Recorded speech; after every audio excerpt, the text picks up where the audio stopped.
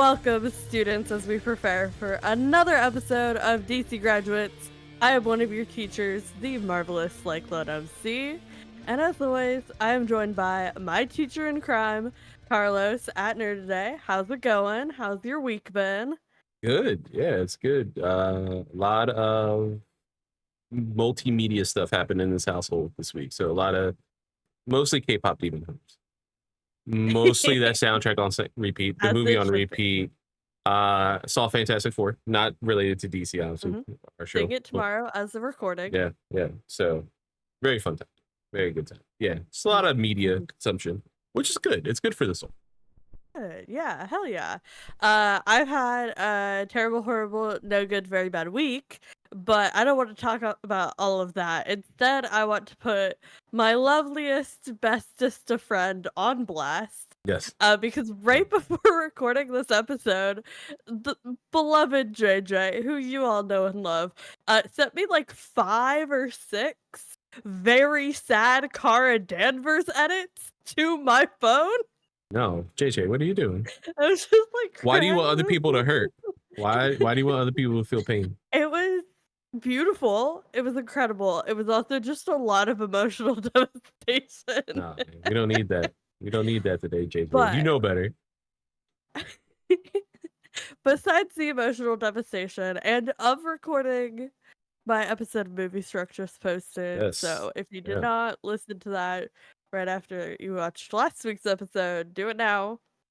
I dare you. It was very good and fun. You'll have a great time. We are here to talk about fan fiction. Long time coming. Long time coming, long time in the works, but we are here. Hi, hello. Carlos, what's your history with fan fiction?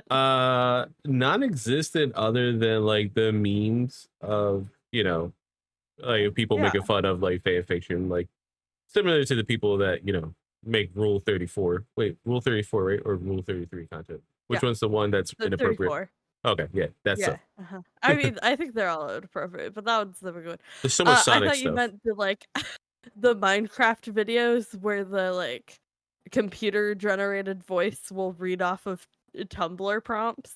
Oh, that's often what I end up on. That is a level of the internet that is both like comforting in a weird way, but also disturbing. Because next thing you know, it's like 3 o'clock in the morning, and you're like, "What the fuck did I do with my night? I could have been so much more productive with my insomnia, but no, here I am." 100%. I have a very extensive history with fan fiction. I started in, I don't know if I should admit this on the internet. I started kind of jointly in Bandom, which is, huge in the early 2010s, and Minecraft YouTube fandom, but not the Minecraft YouTube fandom you think of when I say that.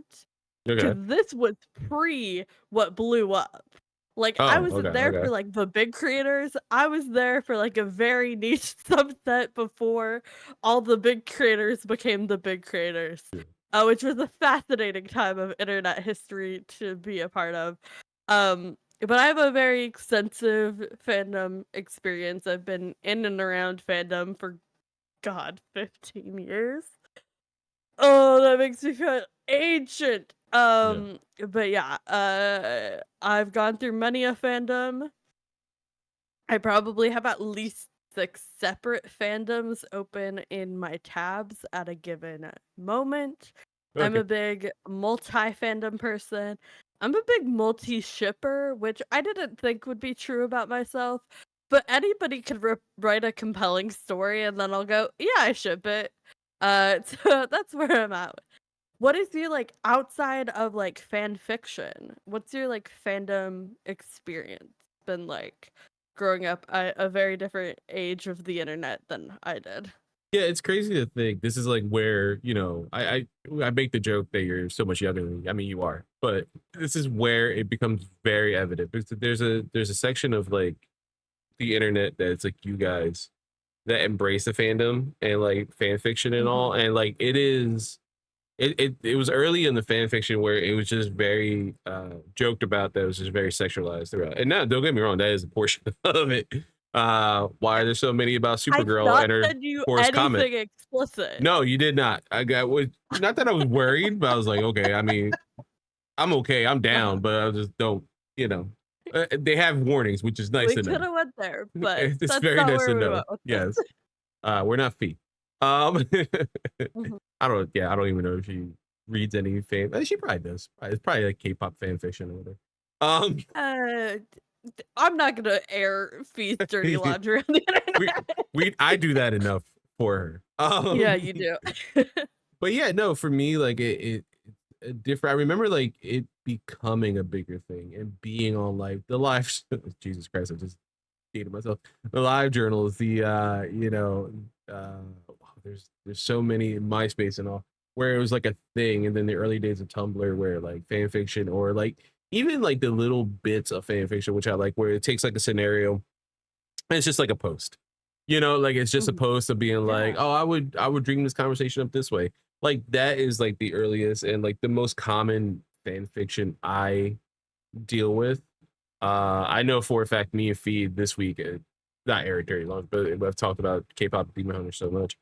We've been sending each other like little edits of like a little comic strip of someone being like, oh my god, what if this, like the cat was the, you know, the main antagonist, and like he followed him in the afterlife. I'm like, oh, don't hurt my heart like that. And I was like, okay, I really, especially after reading these 12, get it.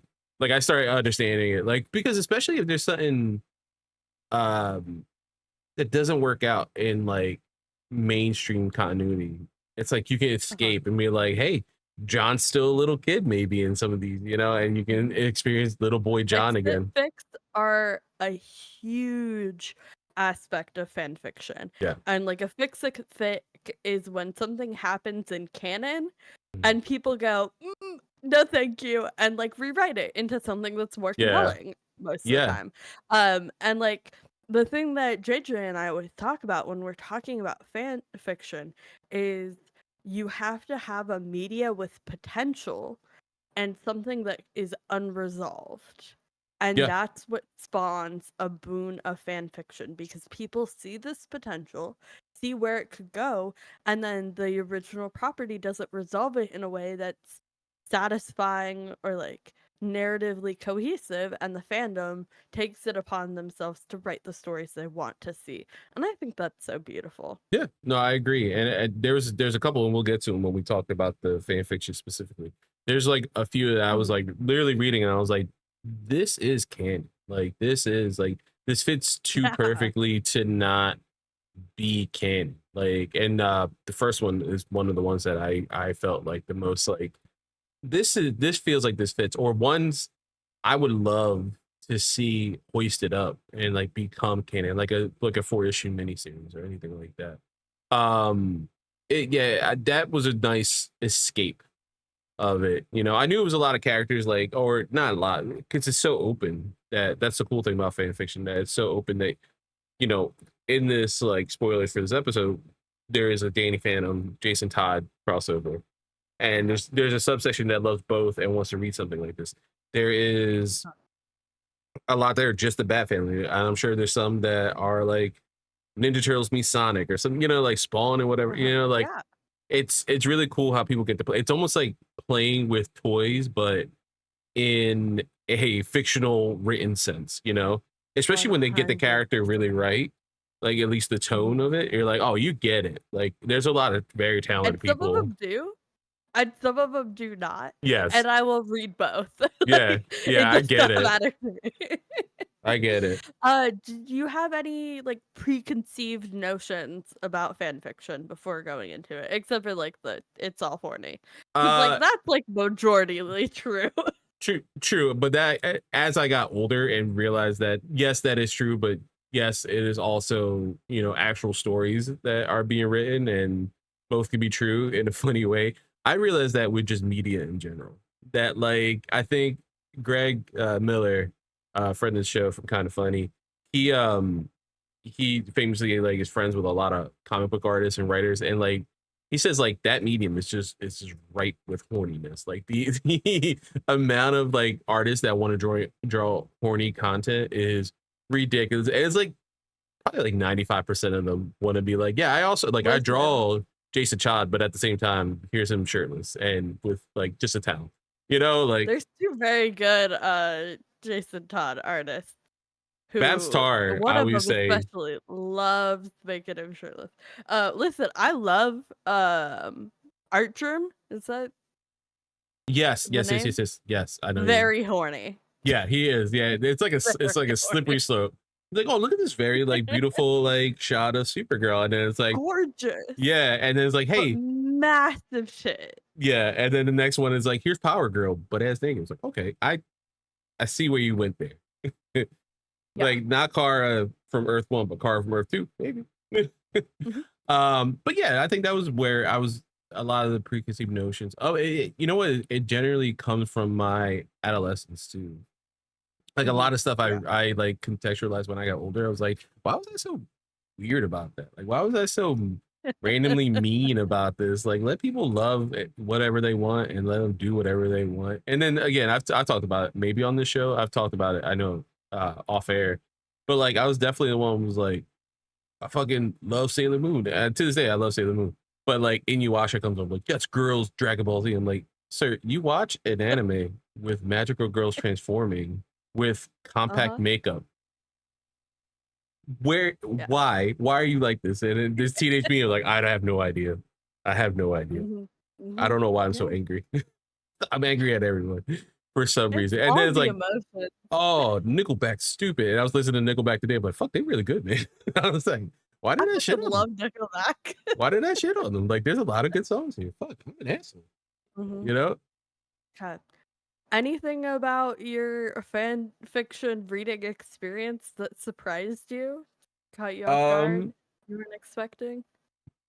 How emotionally like exhaustive something. Like at the end of it, I was like, I'm just sad now, or I'm like, I took breaks in between, but like that was like because I'm watching One Piece at the same time. But I was also like, I kind of need this. I kind of need an emotion. I want to be sad for like a different reason now. Like, let me watch this anime. Now I'm really sad. Let me come back here and read this. I'm like, oh well, this was lighthearted, so this is good. But yeah, I didn't expect it to be so emotionally draining, some of them. And I was like, just sitting. I think there's one I have like little to no notes, and I'm just like, it's like, this is 30 pages. I read through all of them, and I'm just emotionally exhausted. Like I have nothing to write, and I feel like I'm not doing this writer a disservice. I'm just like, Jesus Christ, I'm sad. What the fuck? One thing that we'll just say off the top is you are getting a very biased look at fanfiction in general, because it's all things that I like to read. So you're getting a very specific niche of the fanfiction experience. Very fair. Very fair. And I only feel mildly called out by that, but yeah, I do love to read a lot of emotionally devastating fanfiction. That is very fair. Yeah, there was some I know coming up. We got one Stay Beside You one that felt like that could be like ripped out of an episode of Young Justice, especially near the end of that series. We find, you know, Jason being in the background, like you see his mask is all covered, but then he says like Grayson, and like, oh, that's Jason Todd. Oh, there's a baby. Talia's holding a baby. I see what you're doing, and then your mind just races, you know. Okay, so to get started, jumping into our Andrea Romano roundup, shout out, love our queen. Originally, for the record, I provided you with 8 fanfics to read, all less than like 15,000 words. Yes. And that's all I was gonna give you. Yeah. And then you said something on some episode somewhere that made me go, fuck, we gotta talk about crossovers. Because one thing, what was it? It was definitely one of these. Yeah, and then you were like, Danny Phantom. I was like, what? What do you mean? Yeah, and then I went, fuck, we gotta talk about that. I did provide 2 bonus fics to read that I did not expect you to read. for this episode, but you did anyways. I committed to DC graduate. If not for nothing. So let's start with those bonus 6 because I don't want to dive too deeply into them. But first of all, let's go with Grave Robber because this was an option for outsider POV, but I at the end of the day chose our first fic instead of that to fulfill that kind of fan fiction niche. This is about the people who are running the cemetery have to discover that Jason Todd's grave has been desecrated when he crawls out of it. What a horrifying discovery. So many levels. I don't know. Yeah. I was gonna say I love that it's horrifying from the standpoint of zombies. Because that's a living dead are a thing in this universe in one way, shape, or form. Solomon Grundy. But also the fact that it's Jason Todd and everyone knows it's Jason Todd is like, fuck. Like the ramification we have to deal with Bruce Wayne. A grieving Bruce Wayne. Bruce Wayne's dead child. Yeah. Not even they don't even know he's Batman. Like it's just the fact that it's Bruce Wayne, like, oh fuck.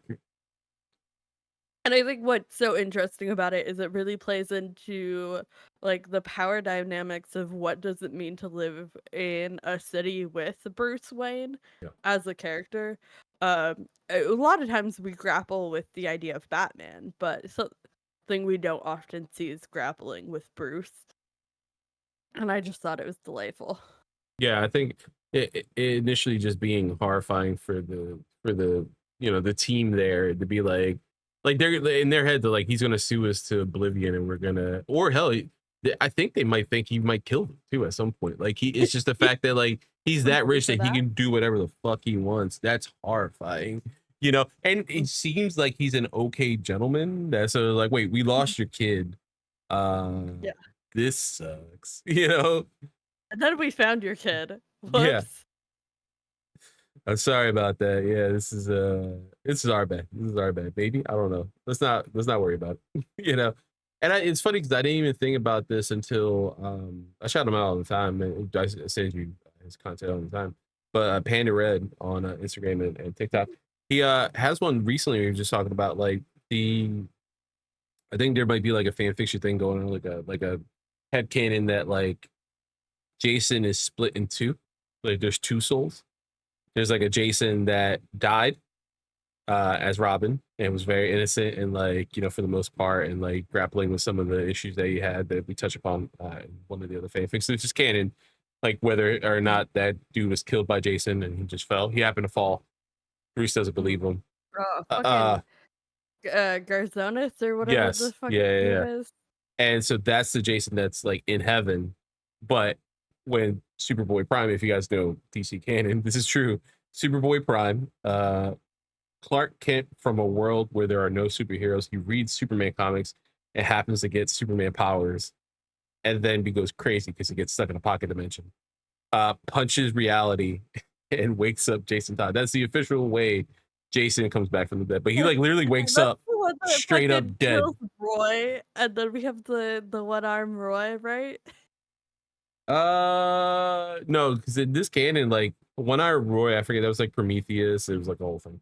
But I feel like his death also had to do with the Superboy Prime punching a hole in reality. Superboy Prime fucks up so much stuff. It fucks up so many things. Yeah, and he got like a happy ending in like the past couple years, and I'm like, I'm still not okay with this. And then he just popped up again in canon, like as of last month. I'm like, man, this motherfucker's back here. Like regular Clark punches bitch in the face. Like he's such an asshole. I hate him. But yeah, so Panda Red was focusing on this creator who's been doing art. So like older Jason that we're used to, the Red Hood, holding basically the spirit of little Jason. And it's like that's a lot of like cool fan fiction like that. But this is where I was like, I wasn't thinking about this too much, and then I watched that TikTok, and he was talking about it, like, yeah, Jason just gets up from the grave. He just wakes up in the grave. Like the Lazarus pit then fixed later. That every day. Yeah, and I was like, fuck, I forgot. Don't think about him crawling out of his own grave with his belt buckle every single day. Is that nuts? Is that not normal behavior? I don't know, the fact that this whole bonus fanfic episode is very heavily Jason Todd forward. No, it might be normal for us. Disclaimer. But yeah, that's where like it clicked for me. I was like, oh yeah, that is a thing in canon that really actually happened. He just wakes the fuck up. That's so sad. And this one, yeah, kind of touched upon that. I also love that there's a lot of empathy that is shown in this fic. I do love that. Like I love that the protagonist is just very like, yeah, he might like kill us, he might like sue us to death, but like legitimately we want to find this boy. Like he needs somebody. He needs help. So that was heartbreaking. Speaking of emotional Jason Todd fanfiction, dude, the other bonus fic I have for you was outside of my word range. This is about 20,000 words, so a little longer than I wanted to make you read for the show. But it's called Library Card, and it's so beautiful and wonderful, and it's so canon to me. But I do want to talk about one of your notes right off the bat. Canon Jason Todd, never met her. Fanon Jason Todd is my entire heart, and there are a lot of fanfic headcanons about Jason Todd's like ethnic origin. Oh, okay. Sometimes he's Puerto Rican, sometimes he's from Dominican Republic, but usually it's around the theme of like this idea of his mother being like an immigrant Spanish speaking woman. Oh, okay. I mean, listen, I'm not that far from where like Gotham is supposed to be. And, I'm like in Pennsylvania, but like it's not that far. And like when you see it, like, yeah, there would be a lot of Hispanic people. Like one of these Robins canonically has to be, like. And that one canonically to me is Jason Todd. Honestly, it really should be Jason. That's the one thing he started speaking Spanish. Like, wait, what? Like, is that a thing? So that's cool that a thing to me. A lot of the fanon is like, hey, he is Hispanic. It does make sense though. It's almost like when Bendis, created Miles. It's like, all right, well, it's like, 2010. If Spider-Man was bitten by a radioactive spider, he'd be black or Puerto Rican. Why not both? And like in New York, like, oh, that makes sense. So like, yeah, one of the he's from the Narrows, right? So like that's like the worst of the worst. Yeah. No. No. That's not what Jeff is Narrows. He's from Crime Alley.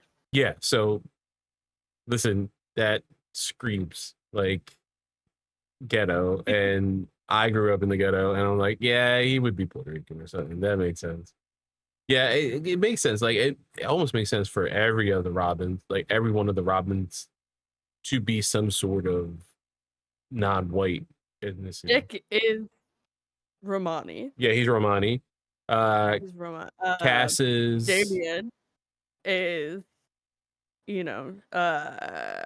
Chinese Arabic. I believe you're right. Yeah, I think it's Chinese Arabic. Yeah. Cass is Chinese. Obviously. Yeah. Hong Kong, I think usually it's her origin. Yeah, I think that's where she was from. Yeah. Steph, she's white, and that's fine. That's okay. That's the token white girl. Yeah, group. That's fine. Listen, I've been to bad neighborhoods where white people are there. Shout out to Cass. Yeah, no, that makes sense. Like, yeah, and Duke, he's black. And that makes sense. Like all the Bat family being some sort of different ethnicity, and Bruce being white and a billionaire kind of makes sense as well. That there's a lot of trouble with him adopting then said multiracial kids. That is correct. A whole different thing. It's not like a Sydney Sweeney clothing ad, but can't get started on that. I found this out an hour ago, by the way. Oh, yeah, no, it's been percolating my corner of the internet for a couple days, and it's rough. One of the most beautiful things about this fanfic in particular, I'm pretty sure this the one where he comes back as Red Hood, and all the librarians hate him because Red Hood is the Joker alias, and they're all mad that it takes them a while to kind of they're Robin too. They love that they call him their Robin. Like they know Like he is their Robin. New kid shows up in the tights and speaks the way they speak. It sounds like he grew up in where they grew uh-huh. up. He's theirs. And that's a thing that it's not really touched upon as well in fandom, that like you have this extended Bat family, and we kind of see it sometimes. Like Steph and Cass had that Batgirls series where they're both Batgirl under Barbara, and like they have a section of the city, and you see like Barbara doing Burnside, you know, Batgirl Burnside back in the day. Why are the Robins not like, hey man, I know we're going out patrolling Gotham in general, but like I'm gonna focus on this area of Gotham because this is where I'm from. And like Tim being like, where's Tim from anyway in the city? He's a fucking Bristol boy. Oh, He's so neighbors with Bruce. that's right. That's right. Yeah. So yeah, he does, but that's why he's so close to Bruce. He's like, hey man, fuck the Yeah. family. Let them be pissed off at you. Like, no, this is a problem, sir. Um, so yeah, it makes sense because when you think of like on the Marvel side, and I think it's easy to bring up because he's a legacy character and there's an age difference. But Peter and Miles, like Peter Yeah. will take Manhattan because he's there, and Miles will be like, I got Harlem, I got Brooklyn, like don't worry about that. And like when something big happens, like yo, let's meet in the middle, let's figure this out, you know. Or you know, spoilers for Spider-Man 2, Peter being like, I'm gonna take a break, I deserve it, and you're really good at this, probably better than I am. You be Spider-Man for a little bit. How about that? Anything huge happens, I got your back. I'm gonna go be a husband, maybe I get married. It's like best ending of that fucking series so far. Yeah. I just don't understand why the Robins don't do it. Like, and they established that Red Hood in this is like specifically targeting and protecting criminality. And it's a fan fiction like theme or trope that like they all have their patrol routes. And you know, it's like in the crazy bat paranoid way that they have like super complex algorithms for what determines their patrol routes or that whatever. makes sense. So like they all have like their areas they cover or whatever. But like Steph always, you know, pays special attention to the Narrows, and Duke is, you know, doing the during the day daytime stuff, shit. yeah. Normal human. The only one. Metahuman, but still normal, the only normal one.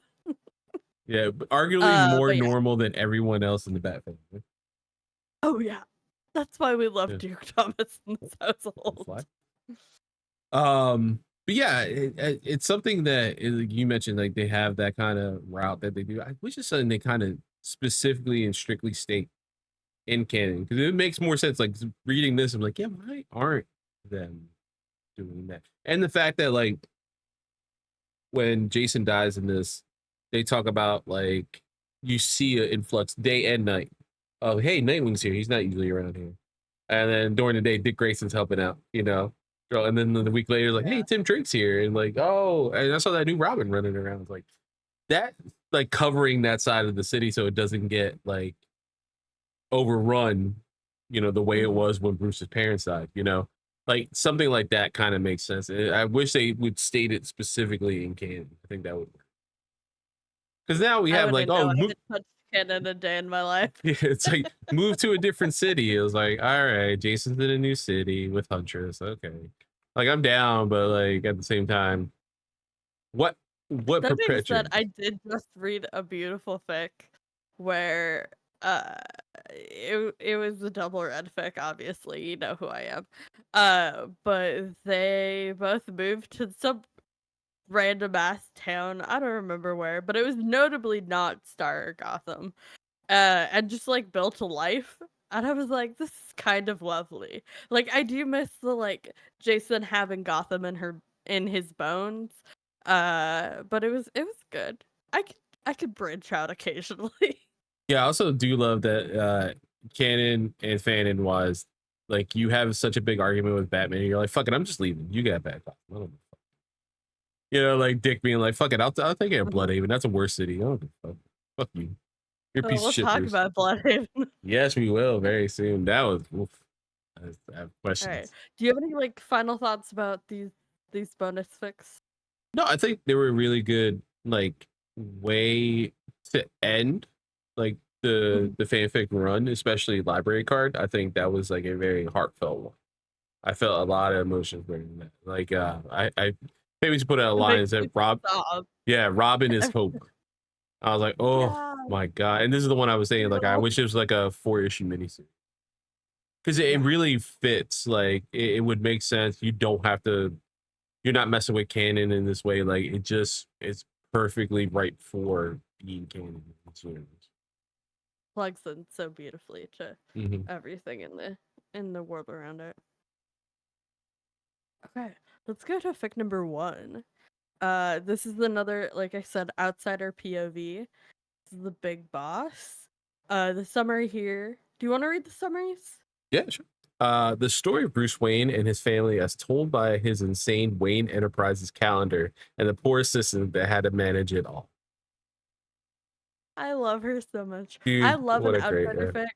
Because, like, getting to see these characters that you live in their head so often from this outsider POV it's so delightful every single time.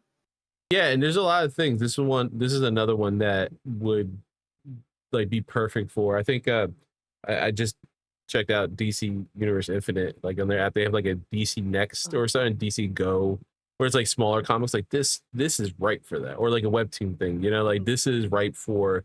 Hey, here's 50 pages. It's a one shot, and it's a slice of life, but in the sense of Gothamite, or like you get to see her over these years. This one, like, is another one I was like reading. I'm like, this is canon. Like, this isn't like fanfics. This is canon.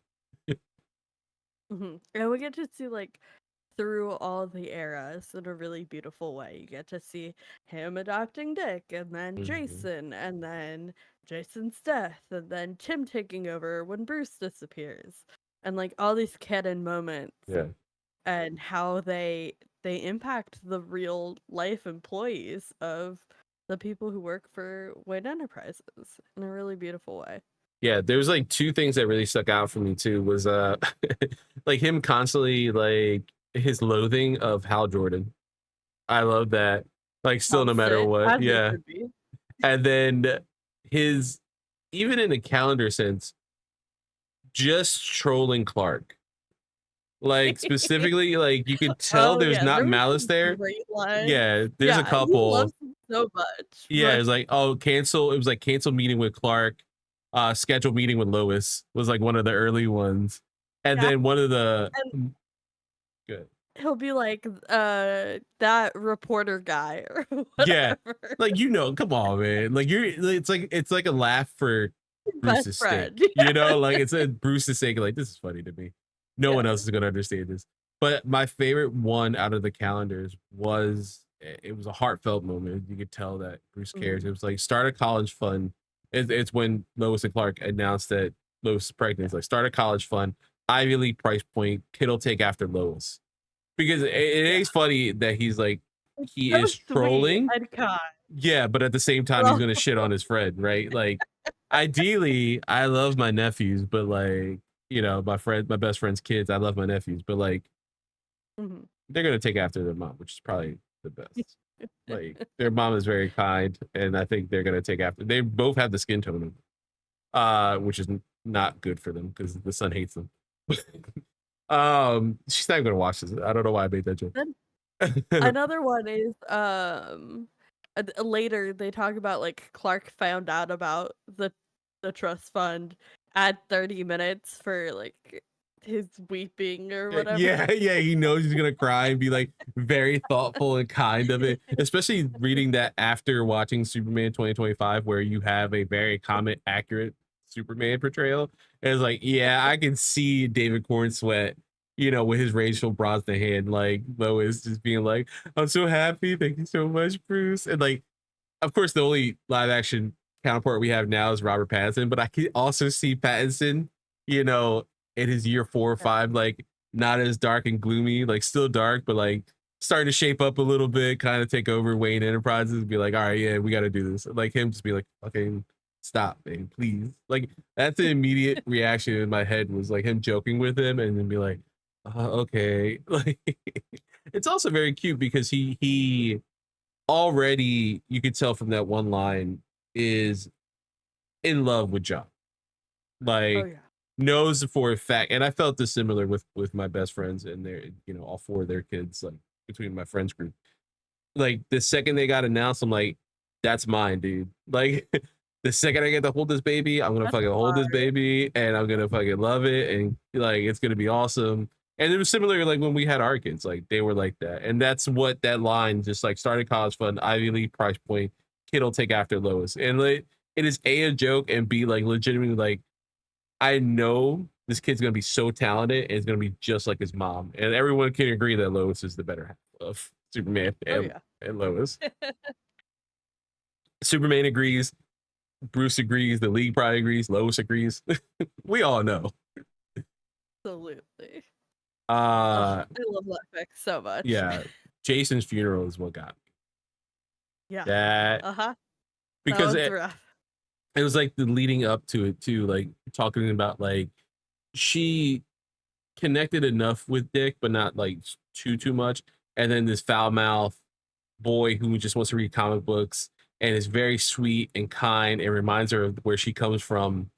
And she would sneak him candy and all this stuff. And I was just like, oh my God, she's so head over heels of Jason. Like she just loves this little boy. And then to hear that he died and she's devastated. Like everyone at Wayne Enterprises is devastated, which makes you think that, hey, we don't see the inner workings of Wayne Enterprises a lot. Or if it is, it's always like some corporate takeover is happening. Like that, because it's a plot point. It's not like I feel like I'm gonna bring this up a lot because we just talked about it last week, but Superman 2025, you see the Daily Planet and it's just a lived in place. Nothing crazy happens there. Like if something's happening, it's like all of Metropolis part of me, not the planet itself. It was like, hey, it's just a place that feels lived in. Like I would love to see that in Wayne Enterprises. Like I would love to see Bruce coming in and just normally be like, yeah, I got work to do. You know what, reschedule that meeting, I gotta go real quick, and you know, like do something like that. But like I don't want it to be like a plot point where the animated movies, obviously that's why we do this show, right? Do a good point of showing his life with Wayne Enterprises every once in a while. Comic books would do a good job. It's just the movies, I'm like kind of sick and tired of being like, we're at Wayne Enterprises, like, oh no, the tram car is gonna, you know, lead right to Wayne Enterprises and releases like horrible gas everywhere. Like, god damn it, what the fuck? Why is it always did a really good job with that? Gotham Knights? The Batman 2004 animated shoe. I was gonna say, a really like, Gotham Knights. God damn it. No, you are right. They do show Bruce's life there. But yeah, that's like a thing. So like you get the sense that like everyone is devastated by the loss of Jason within Wayne Enterprises. Even in like the lowly people, you feel like, hey, I may have not seen this kid, but like he's a good boss, and like I feel bad. Like general compassion, which is rare in Gotham. Oh yeah. Also love that Alfred gave her a paid vacation. Oh yeah. That's the best. Fanfic Alfred is doing the most. We stand. Speaking of Alfred doing the most, we talked about fix earlier, and this is one of the most iconic ones to me. This is Please Let Me Know What Piece I've Lost. Oh, and God. It is one of my favorite tropes. I'm gonna say that about every single trope we talk about today. Dude, but there is a trope in fanfiction called Alfred Pennyworth kills the Joker. That's a trope itself. It's just that's one trope. It's just Alfred killing Joker. All right, Joey, if you're listening, that's for you, because you love, again, similar to you, loves Jason Todd, and we both agree that Alfred would kill him if given the chance. Yeah, and I like that Alfred takes the initiative here. Yeah. It sometimes we see it where it's Alfred post death but pre Jason crawling out of his grave. But most of the time we see it where Jason comes back as Red Hood and does the like, why not him? You know, that we've talked about a million times on the show. And Alfred goes, oh, if that's all it takes, done. Like, honestly, if anyone were to do this fiction trope within the Bat family, it is Alfred, because he would come out unscathed, right? Morally, like he's already done it's always hinted at he's always done something nefarious or dubious because of his time in the Royal Marines. And that's fine. That's a lot, unfortunately, of being in that, you know, we don't know that, but it's conveyed to us in so many things in media and actual personnel that you do some nasty shit. And when you're in that CIA / like wet work / you know, Navy SEALs type of shit, like they send you there for a reason. So Alfred's been sent on missions for a fucking reason. That reason is to kill. And you know, he talks about it in The Dark Knight, when he kind of explains the motives behind Joker, because Bruce has never encountered anything like this, you know, fighting the crime he's done for like 6 months in that movie series, right? Like he's like, Joker's something else. He's like, well, some people just want to watch the world burn. And like they saw some dude, why did he do all this stuff? Well, he just wanted to see the world burn. What did you guys do? We killed him. Like, that's what you have to do. And like Alfred's not advocating for that, and he wouldn't, but like seeing everything that he went through with Thomas and Martha going, taking care of this kid by himself. That Especially when they're in a romantic relationship. Which is sometimes, yeah. There is some canon story that did that recently. It's like one of the Elseworlds that does that. And then raising Bruce, just see him constantly going down this dark path, and then leave him. So he's all alone, devastated, doesn't know what's happening to his son. Especially when he does his like world tour of he doesn't know anything. Like he doesn't hear from him or anyway. There's no like major news alert saying like, hey, Bruce Wayne spotted into Thailand, you know? Like it's just devastating. So Alfred's just sitting there with his tea, just fucking heartbreaking. To then lose a grandson in Jason. It makes the most sense for him to literally come out of nowhere, take out like Joker, and that's it. Because he could stop himself. It really does make him sense that he would stop himself. He has self-control. Yeah, exactly. Like Bruce has stated it, like in canon, like I don't. He says in the, you know, that movie we quote all the time is like, if I do it, I won't stop. And I know Jason's whole thing is like my favorite thing about my favorite thing about Alfred is kind of like a running thing that he just has guns stored in the manor that Bruce will never find. Hell, I think we saw that in one of the DC Graduates episode, right? With the Court of Owls, right? He just has guns. Yeah. Fucking shotgun Alfred. It's my favorite Alfred. Yeah, he doesn't question it. Oh, and even it's not in the movie that we covered, but in the comic series, Batman, Superman, Public Enemies, when Bruce and Clark are going through the sewers and they come out through that secret entrance to the Batcave, fucking Alfred's there with the shotgun, just ready. He's like, oh shit, hey, you guys need help. I got you. Like, and this is like weird back and forth because, you know, Bruce wants to question it. But he's like, you know what? But it's Alfred. That if Alfred kills you, it's the equivalent of Batman Begins with Batman kills Ra's al Ghul. It's like, I don't have to save you. Like, I don't have to kill you, but I don't have to save you. Fly away. It's like, that's the same thing, Bruce. That is. And I get it. Someone in our comments is gonna be like, well, Clark just did that to Ultraman. No, he didn't. He's fine. He's okay.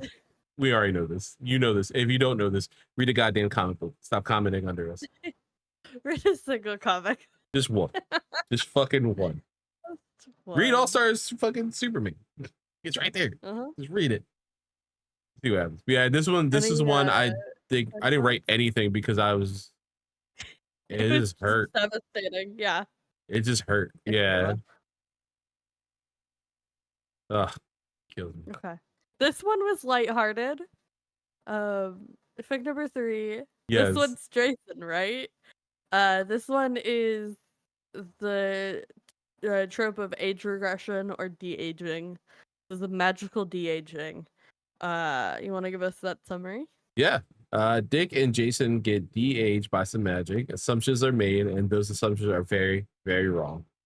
And very wrong because I even called it. Like I was like, oh, I know who's who, and I was like, and then when they reveal that, I was like, no, that kind of makes sense actually. Like, Dick's a carny. When you think about it, Dick, 5-year-old raised in the circus Grayson, who just witnessed his parents die in front of him, that little body holds so much rage. Yeah. You know? Yeah, that's why Him being a Bruce takes him. feral little Yeah. child that Bruce takes in and then throws into crime fighting, like, immediately. There's gonna be some biting, there's gonna be some rage. I love that he bites. When Jason shows up, Jason, yes, he shows up swinging a tire iron. Sure, fine, whatever. But also, Jason just wants to, like, have the opportunity to go back to school again and read, like, Jane Austen and Shakespeare. Yes. Like, that kid is so happy to have a family and, like, read books with his grandpa.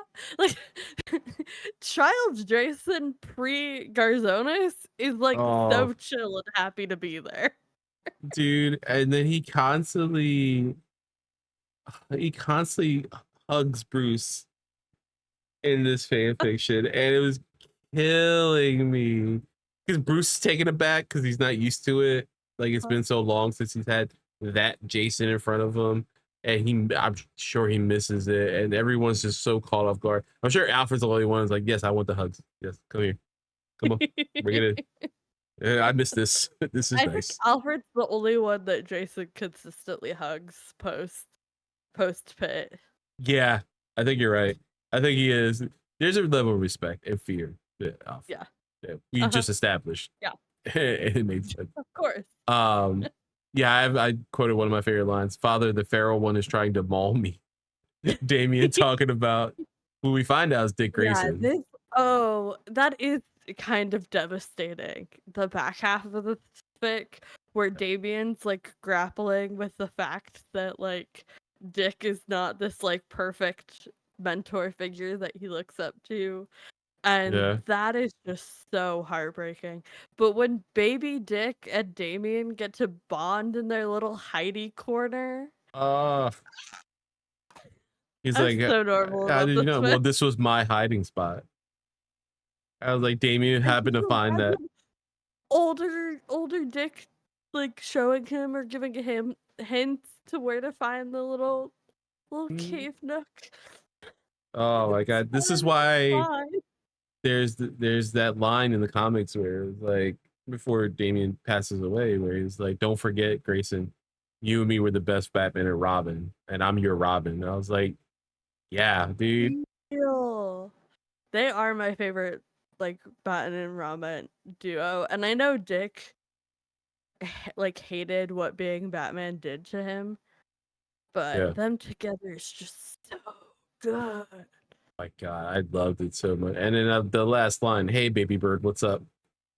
Ugh, killing me. And I also love how supportive Tim is. Like, he's like, I gotta let everyone kind of, I have to like, this is like where Tim becomes like the master detective and everything. We're like, I gotta guide everyone where they need to be because this is a lot of fucked up and I don't have the time to process this. And nobody else has the emotional bandwidth to get shit done. Yeah, so everyone's too devastated.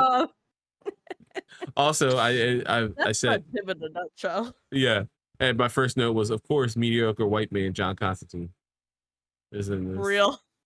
Of course. Yeah, because you know we get comments like that from the worst walrus. I think that's his name. Oh no. The worst warlock. Wow. Fund your shitty D&D campaign. Probably bad DM. Anyway. My favorite note of yours here was the startling lack of pants line. Oh my god, yeah. Because it's like they forget, you know? Yeah. That's the thing. That's the OG uniform. Like, that's what Dick and Jason wore. Crazy to think that Jason was smart enough to think of pants. Thank God. Thank God. And there's I remember reading Nightwing Year One by Chuck Dixon in that first volume of Nightwing series. And they just show Dick before he gets fired of being Robin. And he has pants on. And I remember seeing the suit with pants. And I'm like, it doesn't feel right. It feels wrong. That's not Dick's Robin at all. No, that man is tight. Yeah, it only works when he wears pants when it's Teen Titans or Young Justice or something, and it's that Dick Grayson. I'm like, all right, this is a new universe where like he never was in this like pixie boot stage. Like, I appreciate this more now. But canon DC, like he needs to be pantless. Like I know they were fighting Croc in that story, and it's like wintertime. Like, no, I don't know. I'm sorry, but you got to get like swamp and like sewer shit on your legs. That's the baggage you come with. Mm-hmm. Wear pants when you're Nightwing, not as Robin. That's also the suit that he wears as an adult Robin. Like he's 18 when he's not when he gets fired, and he's like wearing that to Teen Titan meeting, right? I mean, it could be for Starfire. Yeah, showing off Juan and Jim. Yeah.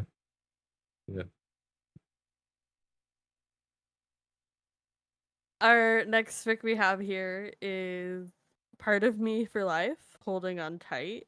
This is a Dick Grayson is a Talon fanfic, which blew up right around the time of what's the not Court of Owls movie called? Is it Son of Batman? Yes. Okay, right around that time is when this like tag started blowing up. We got to see a lot of Dick Grayson as Talon fixed popping off. But this is the one I picked for today because it had some really interesting things I really enjoyed. Oh, okay. Do you want to give us that summary? Yeah, Dick has gone to great lengths to leave his past as a Talon behind. Scarecrow's latest concoction drags it back from the dead. Luckily, he has family to beat those ghosts back with their bare hands. Cuddles. Lots of cuddles. Which, yeah, this is another one. This is one I didn't write much because I was like, not expecting. Like, I knew, like, going into it was gonna, like, they give you, like, a warning or whatever and tell you what the gist of it is. Like, oh, Talon. Like, I thought we were gonna kind of focus on the indoctrination of Quarter Owls, but I didn't expect like them to be like a found family before Bruce even grabs them. Like I love that portion of the story because my mind's been racing in canon wise. Well, we talked about this last week with the current slate of DC movies coming out. You know, dynamic duo being a story of Jason and you know Dick younger being like brother-ish, you know, like they found a family together and then going in and being Robins and then Nightwing and Red Hood eventually, I guess, down the line. But like this is that in that universe, whenever that puppet / animation film comes out, that's the gist of it. Like they're already a family beforehand, even before finding Bruce, and then Bruce finds both of them. There's some really good fics that do that same trope, but with Jason and Tim. Like Tim runs away from home because his parents are never there, and he's like 5 years old, and he's this rich boy on the street, and it's like post Jason's mom's OD, and then they'll like live on the streets for a couple years. I think the one specifically I'm thinking of, I think Jason gets adopted first and then has to like find him again or whatever. But there are a couple stories that play into that trope that I've read. That makes sense too. Because canon wise, other than like the initial outing of like Jason wanting to kill and or hurt Tim because you know he's a we'll talk about it. Yeah, perceived replacement, yeah. But then like Tim finally coming to the conclusion, like, dude, no, I'm Robin because of you. Like, I looked up to you, not Dick Grayson, to you. You know, that then kind of finding a brotherhood there. Like, I love that everyone, and I said this before, and we can talk about it when the episode comes down the line. There are a lot of parallels to one of my favorite 4 people group and like the initial 4 Robins, right? And it's, or the 4 male Robins that we see. They always exclude Steph for some reason. She's the Venus de Milo. Robin for like 6 months or whatever. But the Ninja Turtles and the Robin, you know, themselves and how they interact with each other, because Dick and Damian have a special relationship that's unique to them. Dick and Tim have a special relationship that's unique to them and separate from like his relationship to Tim, or I'm sorry, to Damian and to Jason. Jason and Dick now as adults have like a newfound relationship because didn't get to get away from that angry, right? Like Dick was initially angry, and then he's like, I gotta do shit in space. I'll be back. And then he dies. You know, he doesn't get to confront that. But they have like a special brotherly like relationship. I love that interplay that everyone has a different relationship with each other that's unique to them and loving to them, and they have their own love languages, but at the same time, they are a 4-person unit that are like very close to each other. And we kind of get that here, and we see like an exploration of Jason and Dick in this that is very unique, and how much it's so devastating. That's why I have no notes, like not too many notes, because it's just so heartbreaking. And I didn't expect, when I meant full on Talon in my notes, like I didn't expect him to be like a resurrected corpse Talon. Yeah. With black blood and everything. Yeah. And how he puts makeup on and contacts. I'm like, oh, how devastating. That's one of my favorite things about this is we get to see like the after effects of like what does it mean to be a recovered Talon, and how that affects his like day-to-day life, wearing the makeup, wearing the contacts, not letting anybody really see his true form.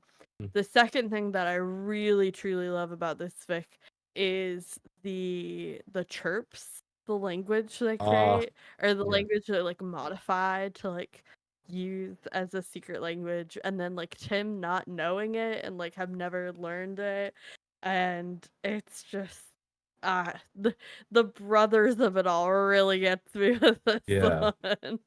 And like how sad it is for Jason to see him regress so much after he's put so much work to get as far as he did, and then slowly build back his language, kind of build back like his mental capacities.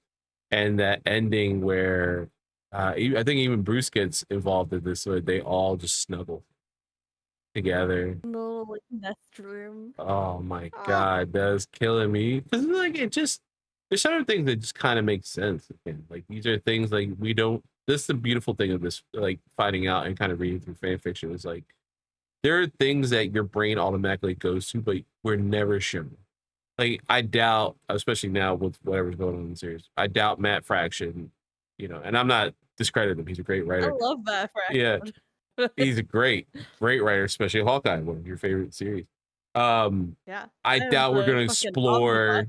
Yeah, we're gonna explore a scene like in the past, Jason, you know, snuggling Bruce, which it makes sense. It does. Like Bruce would, right? Like he's not gonna be, he's emotionally suspended, you know, so much. But I think we don't get to see that loving fatherly nature so much, and we get it in fan fiction, which is really nice, or you get it in the Elseworlds title that they're like, yeah, sure, you can do whatever you want, or you get it in Young Justice, right, where you see Bruce really like trying to connect with, you know, Dick and Tim, and the context clues that like something happened in between and now he's closed off again. Like you get those context clues, but it isn't until you read something like this where it makes sense that they would they're brothers. Like my kids snuggle all the time. They're doing that right now. Like they're watching a movie and they're like laying next to each other, joking around. Like why wouldn't this found family do that?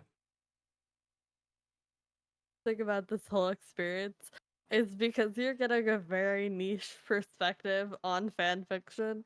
It's when you're talking about like Bruce Wayne as a father figure, there are two very divisive camps in the fan fiction world, where there's two very commonly used tags, and one of them is Bruce Wayne is a good parent, and one of them is Bruce Wayne is a bad parent. Both can be true. And I love both equally. Yeah. But sometimes I'm really in like a Bruce bashing mood, and I'll read some like Bruce is a bad parent fics, and they're delicious. I eat up that angst so much. And sometimes you just need a warm hug and you go to a like Bruce is a good parent. Listen, honestly, it really makes sense when you think about it all in all. Like when you think of it, both can be true. Like and I'm sure again, Matt Fraction is going to explore something like that. The fact that Tim is a Robin and quote unquote from like previews of this first issue is the only one in the Bat family that's sticking around him. Like if it's that bad that even like Dick Grayson has rebuilt the relationship with Bruce is like, hey man, go fuck yourself. I'm out. And Jason's like, well, Jason's gonna be out no matter what. He's like, nah, fuck you. Yeah. Yeah, it's interesting to see like where we get from that. Like we don't get to see that. And this might be something where that's the premise, right, of this canon storyline where, you know, Bruce is like, I fucked up real bad. Thanks for staying with me, Tim. I'm gonna be a good dad to you. You know, or something like. Well, you also have like Damien right there too. You kind of mean to him for no reason.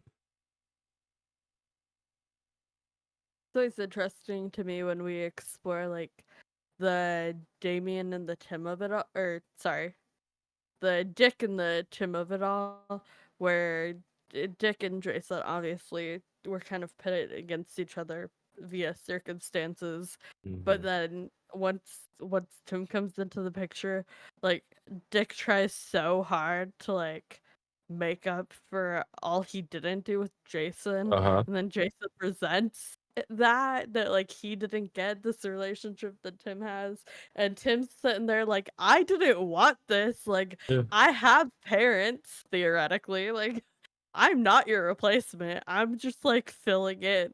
Yeah, you can take it back. I know this motherfucker just needs some Jesus. Like, please God, take it back. Yeah, You're my Robin. Fix everything for me. I don't want this responsibility. I'm so tired. All right. Next up, we have a trope that I have mentioned my love for. Yeah, as far. Yeah, you queued this one up when we were watch what was it, City of Demons, Constantine? I queued this one up long before then. Oh, but really? It was yeah, you did. In Constantine City of Demons, where obviously, you know, he gets it on with the entity of the city of LA, which is great. This is, of course, City State. It's a sentient Gotham City fic. You want to give us that summary? Gotham likes Batman, but she loves Jason. That's why she brought him back to them. And this is probably the best sentient Gotham City fic there is.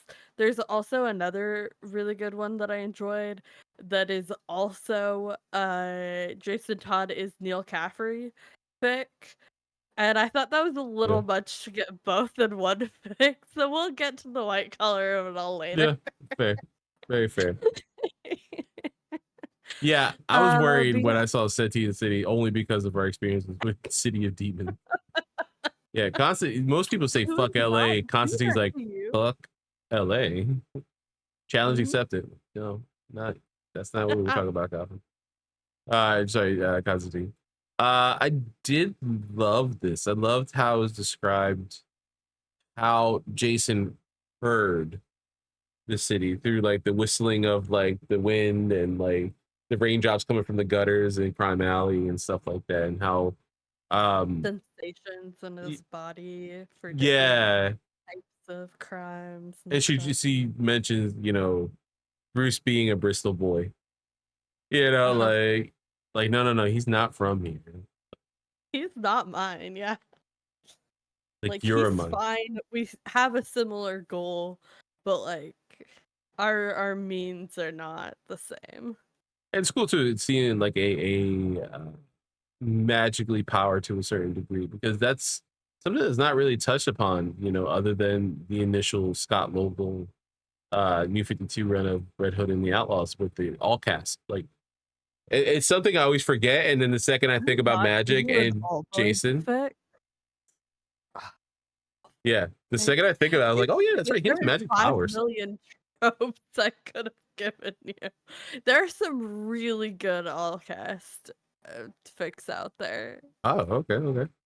Because that's a nice storyline, and it made sense for where the New 52 DC universe was at the time, and it's like not touched upon since. Like, well, that's technically canon, right? Like, it's in there somewhere, right? Those powers, similar to like, you know, MCU, like, or Marvel, pardon me, with Spider-Man. It was like you have organic webs, right? Because of that one storyline, broke that like part of your body from One More Day. Like both are canon, right? Like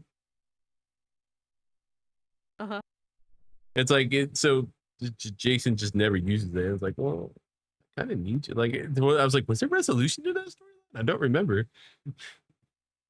Not that I remember. I did just look in my bookmarks for anything tagged with all blades. One of them we'll talk about later. But the other one is called Jason Todd : regular college student.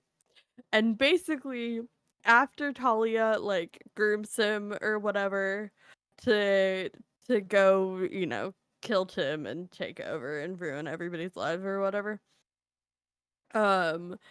Jason like gets better or whatever, and Talia's like, what do you like actually want if it's not to like enact revenge on the Joker? And he's like, I want to go to college. So it's this college AU fic, but also like he has the all blades, like it's post Lazarus pit, like all these things. So funny. It's very good. Yeah, I literally just did a quick Google search. Shout out to fandom.com. I was like, wait, like, was there resolution in that? I was like, not really. I don't think so. But also when I looked up all cast Jason Todd, it was all cast Jason Todd, and the next thing was all cast Jason Todd AO3. I'm like, I was like, I don't know if it's because I'm looking at Pip, like I'm on Pip's thing, and then Tumblr. Yeah. Oh my god, yeah, that's gonna be a slippery slope. Right. But yeah, no, I love this fic. I love a sentient Gotham City. I really love the portrayal of the city as a character in this one, and just like seeing like how fleshed out this world is. And then we get like a little bit like with Dick and Bloodhaven. That was cool. I think that was around the time where like the Bloodhaven thing was blown up, canon wise. So that makes sense, like in the time period or whatever. But yeah, no thoughts, just vibes. I just really love this fic. One of my favorite touches was because, and we were talking about this like a few weeks back, but they talk about Gotham Academy and how it has tunnels that connect to Arkham, which is canon. That is canon to the Gotham Academy series that was really well done a couple of years ago, which is now getting a new sequel or like a prequel comic that we both share and we're both excited for. But like, I love that one. And then we didn't even talk about this, but your beloved Leslie Tompkins shows up. If she could talk to the city, which makes sense. If anyone else, it's her. You know? Yeah.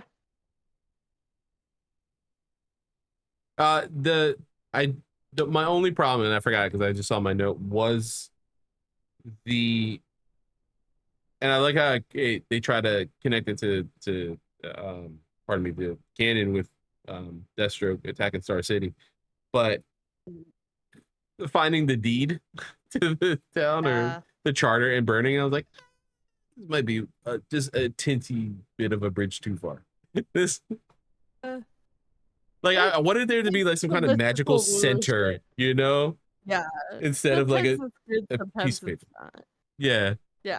That was the only time I was like, I don't know about this specific part of the storyline. Like if there was like, hey, there's a magical orb in the center of the city that if you hit it, like it'll destroy the city. Like, oh, I get it because this is magic. That makes sense. Like here's a piece of paper. I'm like, what?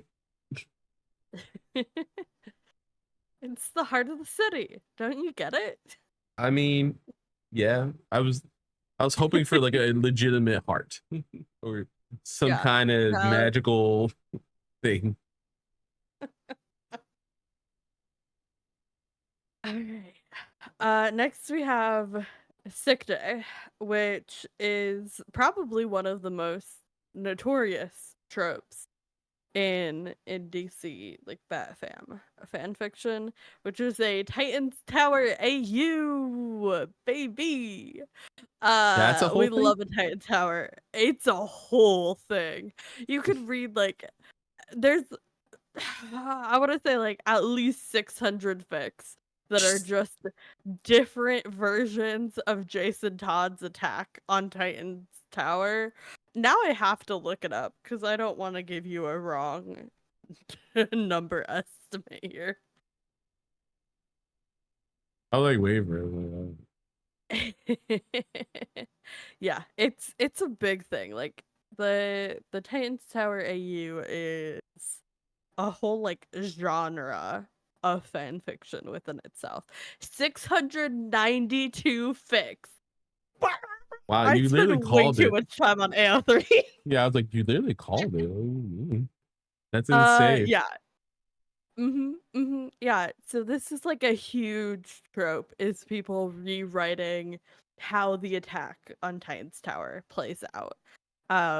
This one also has some other iconic tropes in it, including Tim's lack of a spleen, Oh, accidental brother acquisition, which I love, and enemy to caretaker, which when you're reading like the Jason Tim fics, there's a lot of really good angsty enemy to caretaker fics in there, like Jason finding Tim like abandoned in Drake Manor or whatever, mm-hmm. or like Titan's Tower AUs, or like it's a whole thing.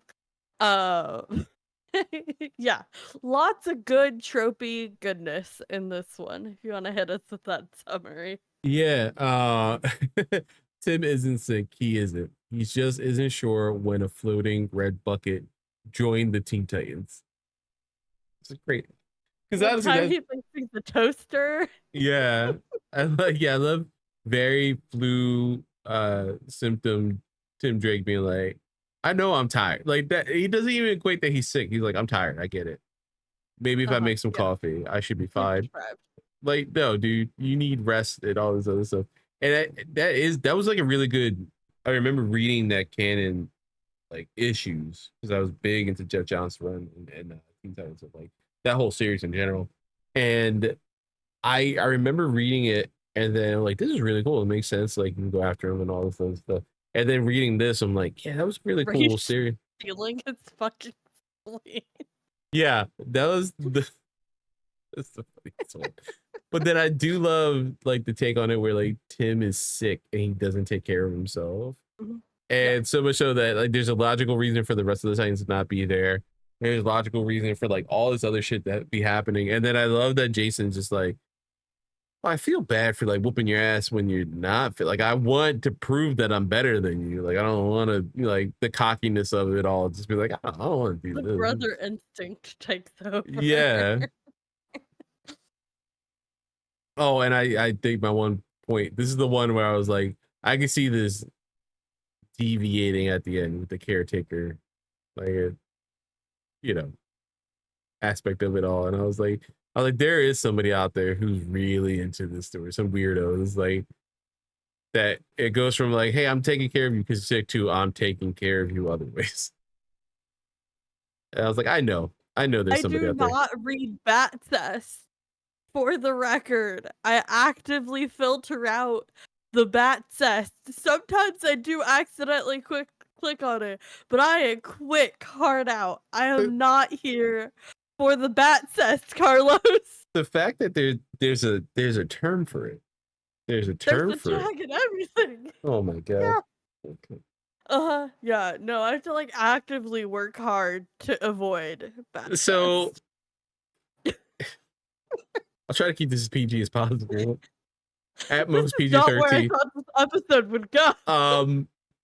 The fact that this is a prevalent thing, not only in AO3 but on websites that have black and gold, is worrisome to me, and I don't understand if it's the Game of Thrones of it all that has perpetuated this with step family members and or found family members. Wasn't step. It was just straight up siblings. And or aunt and nephew, yeah. It's somewhere deep in like human nature, there's some curiosity about like perverseness, and like anything that's taboo is instantly going to be intriguing. Yeah. In some level. Yeah. It squicks me out. It's not for me. However, I'm not kink shaming anybody. If that's what gets you going, you know, that's what gets you going.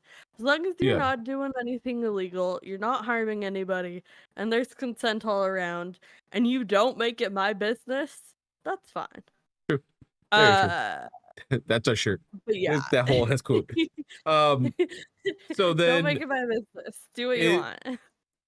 Is there a story? Am I on the right track? Is there a Bat family fun time that's specifically this storyline?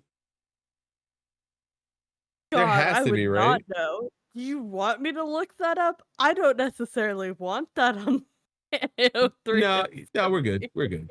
We're good. I'm just gonna assume yes. Probably. I'm gonna safe to say yes. Like we said, you know. Yeah. Another aspect for me that I loved is that because I'm such a fan of that Teen Titans run and that specific like issues and stuff, I like that this focused on just their relationship, and like kind of the aspect of like Jason being angry and then kind of like, well, I gotta take care of you, I gotta make sure you're up to snuff so I can fight you, and then kind of slowly like becoming like a little more warmer to Tim during this, and instead of like, because I would have been disappointed, I think, in the fan fiction if at the end of it was just a fight. It was like, well, I've read this, and I'm not saying that this person could have done like a good job. It's just more like, I read it, it was a really good job. Then I don't really need it. I like this, like taking this event and showing a different angle or spin to it. That is like really fun because it's also like a very like much a canon event that happens to Tim, right? Like Jason. It definitely exists. I knew it. No, I just had to. How many is the question? Okay, there was here's the thing. Is I used the romantic and or sexual relationship version of the tag. However, not everybody tags their fics appropriately. Yes. So this number is not reflecting necessarily accurately, because a lot of people use slash when they mean ampersand, and those mean two different things. Yes. However, under the canon divergence, Jason Todd's Attack on Titan's Tower, if you add the romantic relationship of Jason and Tim, there are 34 fanfics, and the first one's description, unfortunately, I did read with my human eyes, and it was not for me. Again, no shame. It has 199 kudos on it. So you know there's an audience for it. 27 people bookmarked that fic. They wanted to save that fic. Good for you. Not for me. Okay.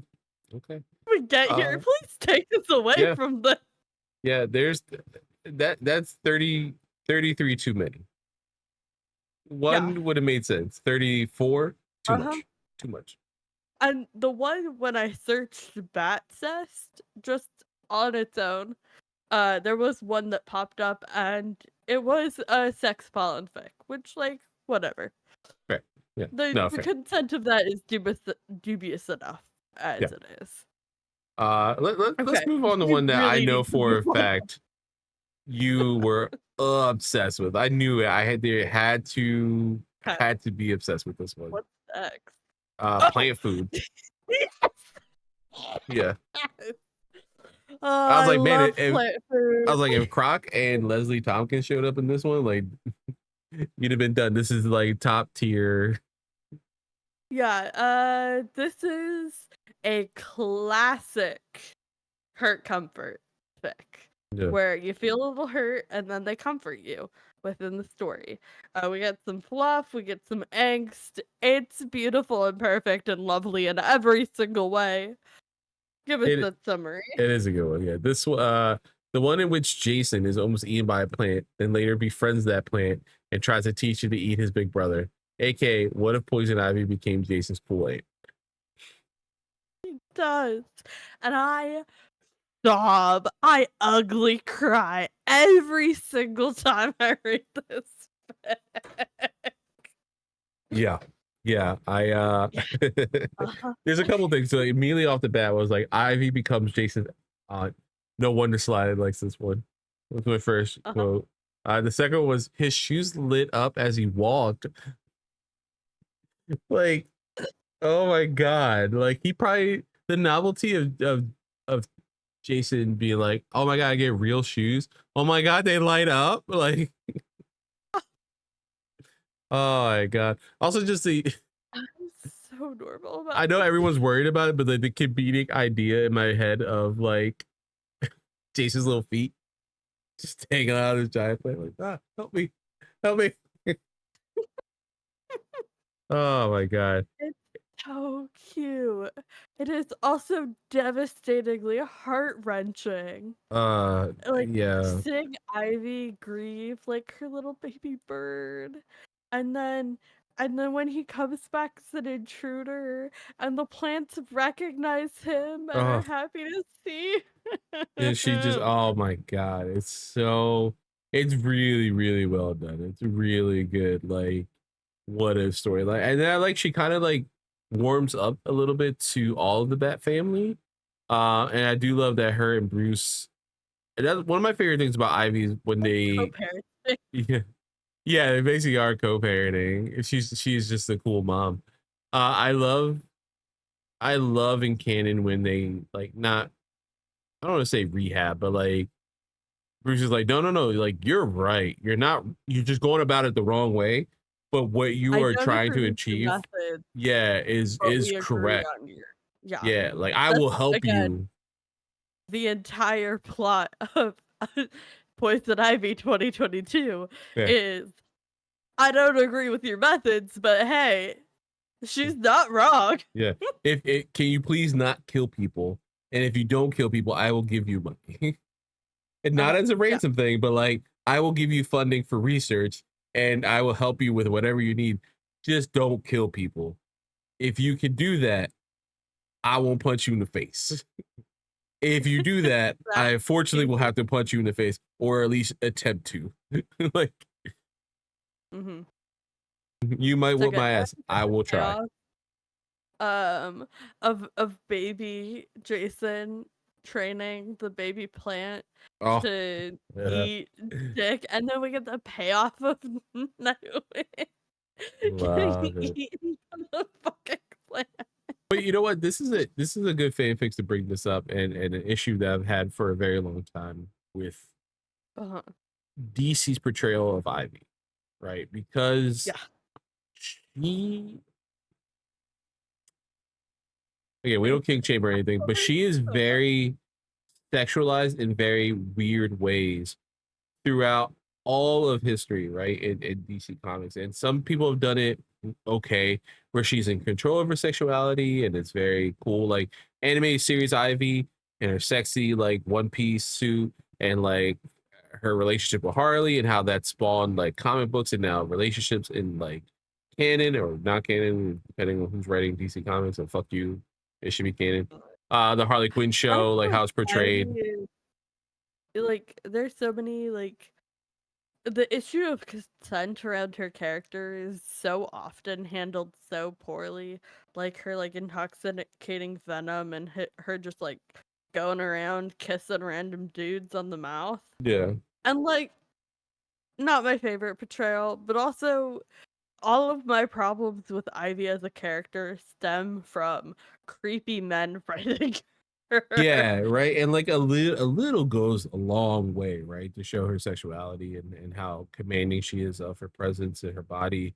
I'm thinking like Uma Thurman, like it's not the worst portrayal, and she is very sexually charged in that in a very campy way, which the whole movie's campy. There's a bat credit card at one point. Yeah, it is fun, but she really eats it up and like relishes in that role. Like Uma Thurman doesn't like. In hindsight, at the time I didn't like it, but like now looking back at it as an adult, I'm like, I see what everyone's doing. They're having fun in their own weird ways, and like Uma Thurman was just eating up the scenery every time she comes in as Poison Ivy. But one of the most, or two of the most egregious things I wanted to bring up with Ivy, and this is a good place to air my grievances, is the Fox TV series Gotham, where she gets her powers and then ages up, and then she's just automatically sexy. Like she was like 12 a week ago.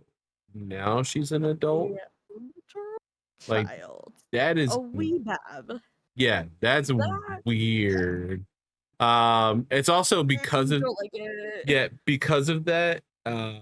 This is a little bit of a tangent, but I remember earlier today, I saw a trailer, like a first look for Hulu's Alien Earth series, and the main premise of the protagonist is that she's a terminally ill 12-year-old that is the first person in the Alien and Predator universe to have their consciousness transfer over to a synthesoid, which we see, in alien movies are like the like Bishop and things like that.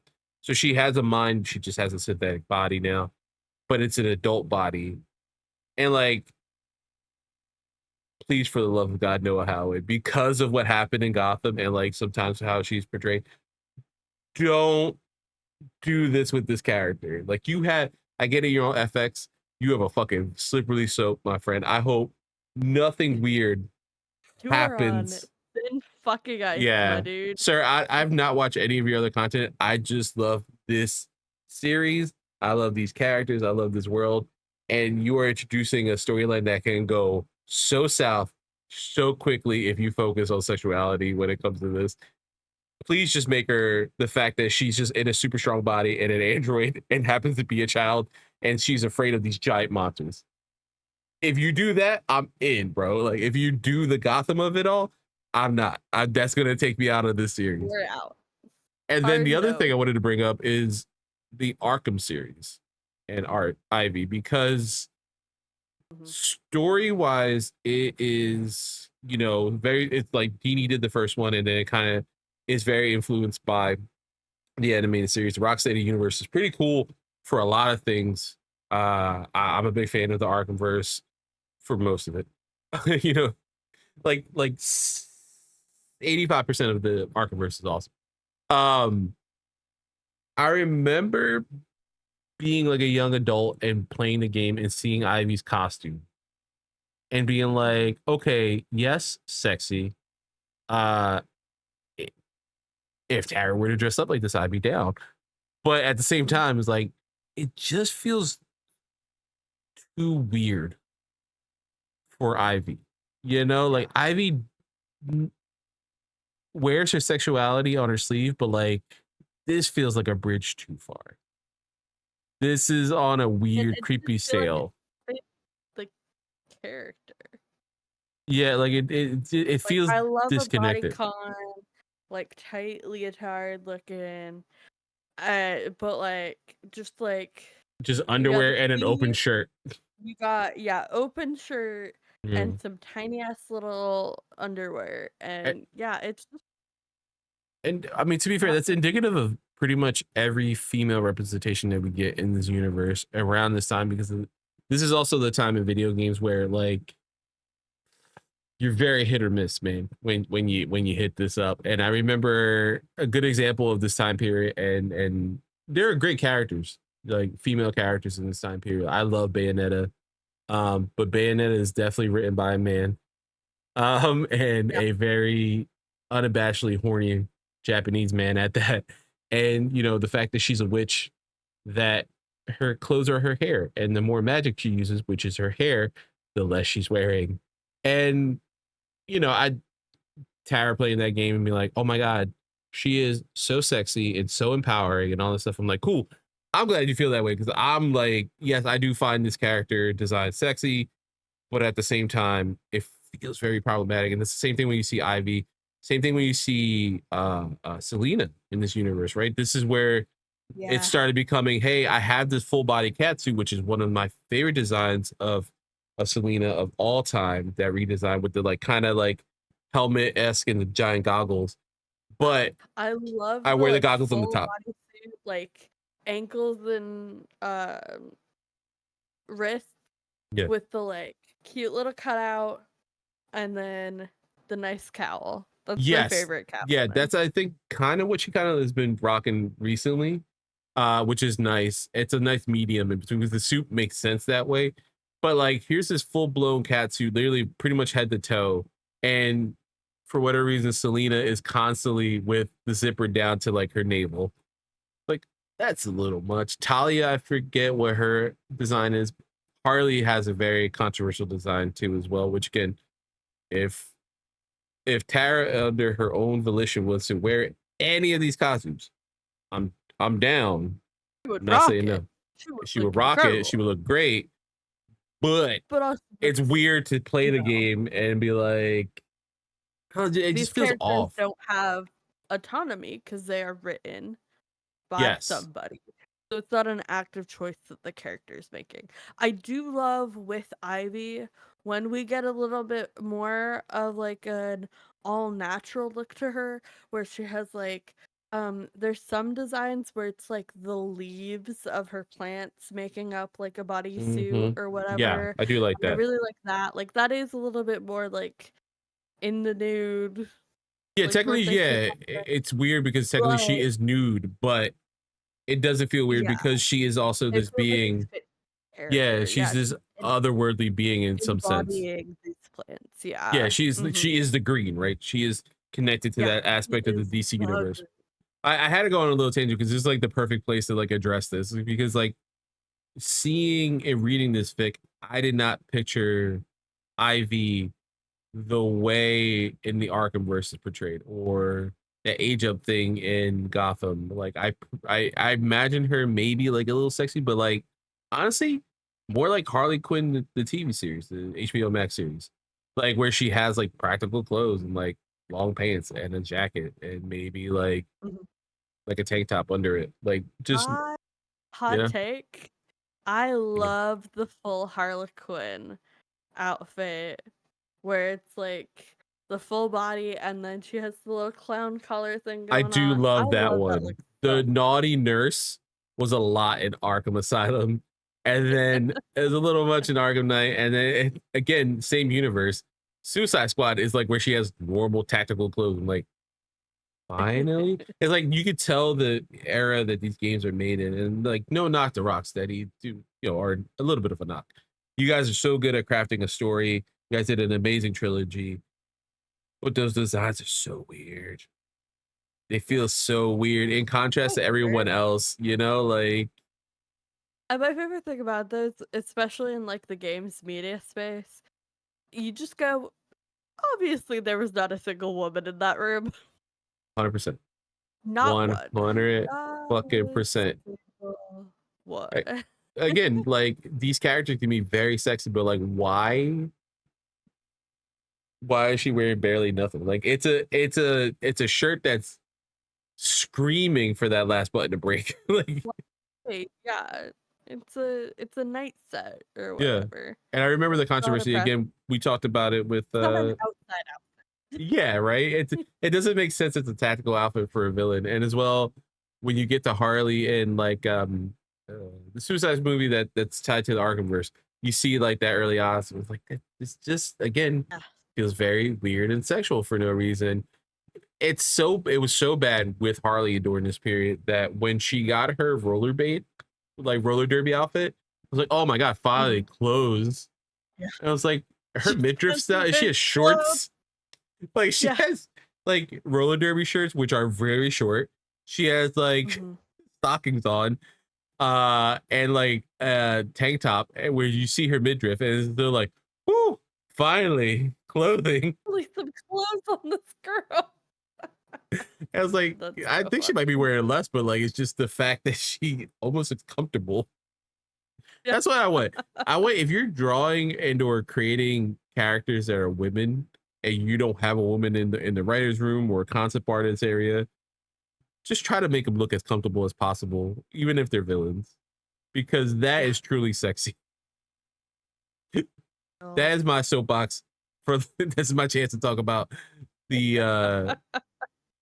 sexiness that is Harvey. Harvey Dent. Am I talking about Harvey Dent? Oh my god. Ivy. Harvey Dent is sexy. I'm so glad you objectively said that. He is. Yeah, objectively he is. It's literally that one part of his body that is not. Yeah, he's very built. Yeah. Okay, all right, let's get to our last official fic. This is the final one that I had put aside for you specifically. Oh no, we got like 3 more. Yeah, however. Yeah, kind of. This is the last one that I intentionally selected. So So this this is one, Stay Beside You. This is again one of my favorite tropes. I've said that for every single trope. Um, of Jason Todd and Damian Wayne meet in the League of Assassins. There are so many good fics around this time period of Jason post death pre-pit when he's, zombieified, and there's there's some like post fics that'll grapple with the Talia of that time of it all of Lost Days. This one does not get into that, thank God. Yeah. But yeah, let's hit me with that summary there. Jason might not have all his memories. And I was like, Jason might not have his memories in the league, but he has Damien, and that is enough. Yeah. Talk about heartbreaking. Yep. This one was Yeah, a very beautiful. Yeah, it was very beautiful. That's the best way to describe this. There's so much about it that Longer fic. This is it our is. longest at 13K words. But this is just such a beautiful exploration of what if you took a brain damaged Jason Todd who was relying solely on the base instincts and put a child in front of him, what would he do? And the answer is adopt that child. Yeah, take care of him. Basically, be another Game of Thrones reference. Be the Hodor to his his brand. I love that touch. Throughout this fic, Jason will do something and Talia will be like, the fuck did you do that for? You ruined the training exercise. And Jason's like, you gave me one job. A single job, and I'm doing that job. You are active counterproductive to the one thing you told me to do. They relate to his relationship with Bruce. Yeah. Yeah. One of the big things I like about this, because again, it doesn't get discussed often, and you're a big proponent of it, is talking about the heritage of it all, and they do touch upon Damien and Talia's heritage in this a lot.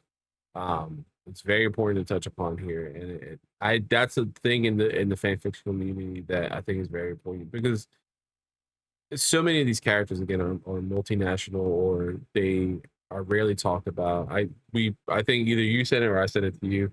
That whole, I forget the creator's name on Instagram, but she had a whole discussion video where she talked about Dick being Romani, and like how it kind of gets not really talked about anymore, or it's get played off in one way, shape, or form. But that's the thing that one writer who did it absolutely disgustingly introducing it, and it did get retconned, but the fact that even the idea of representation for his character originated as this super gross stereotype and fetishization of these people, but then later grew and was able to be a powerful accurate-ish representation of this culture, and now it's just straight up ignored. It's we just don't not talk about it at it's all. almost like the plot of the story, whatever's going on, is more important to talk about than maybe it doesn't necessarily need to be like a storyline. It could be something similar, and even then it'd be a very token way of doing it, but Marvel and DC have those Pride special issues that they do, or they're called Marvel Voices, and they'll do them for certain holidays, API for Asian Pacific Islanders and Give stuff. me more Jewish Waynes. We never talk about it. We never address it. Give it to me. I'd eat that shit up. Another great fanfic trope. Yeah, and it making Bruce Jewish. And it's crazy to think about that, right? Because it's not too much of a spoiler, but you'll see tomorrow. Jack Kirby creating Ben Grimm, and a lot of people modern day Gollum. Yeah, yeah, literally, and Kirby infamously said out of all the characters I've created, Ben Grimm is the closest to me.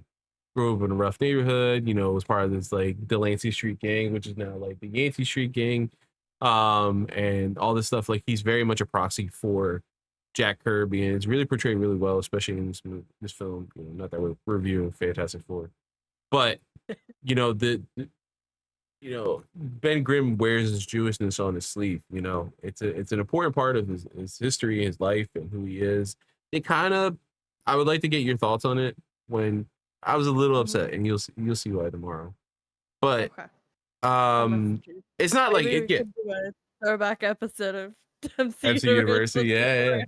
The funny thing is, it's not so much a slap in the face, but it was like, oh, I feel like you set something up, and I know time was cut in this film for that specific story, so I wonder if that plays a factor into it.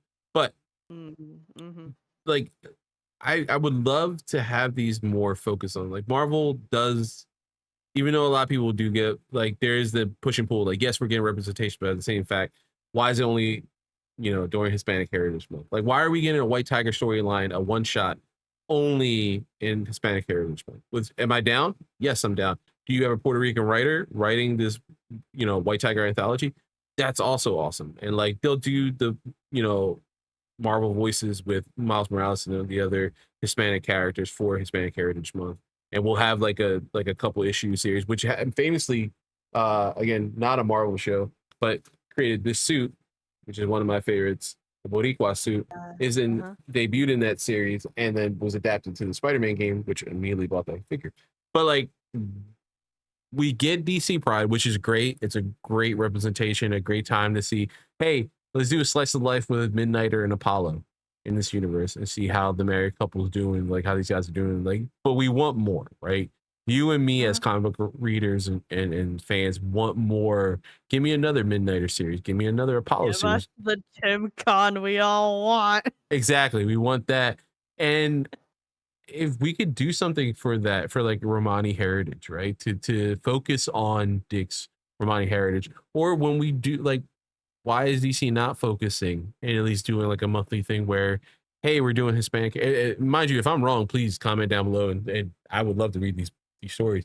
But like, why is Kyle Rayner, you know, not in a Hispanic Heritage Month book where it's just like a story, maybe him celebrating Day of the Dead, right?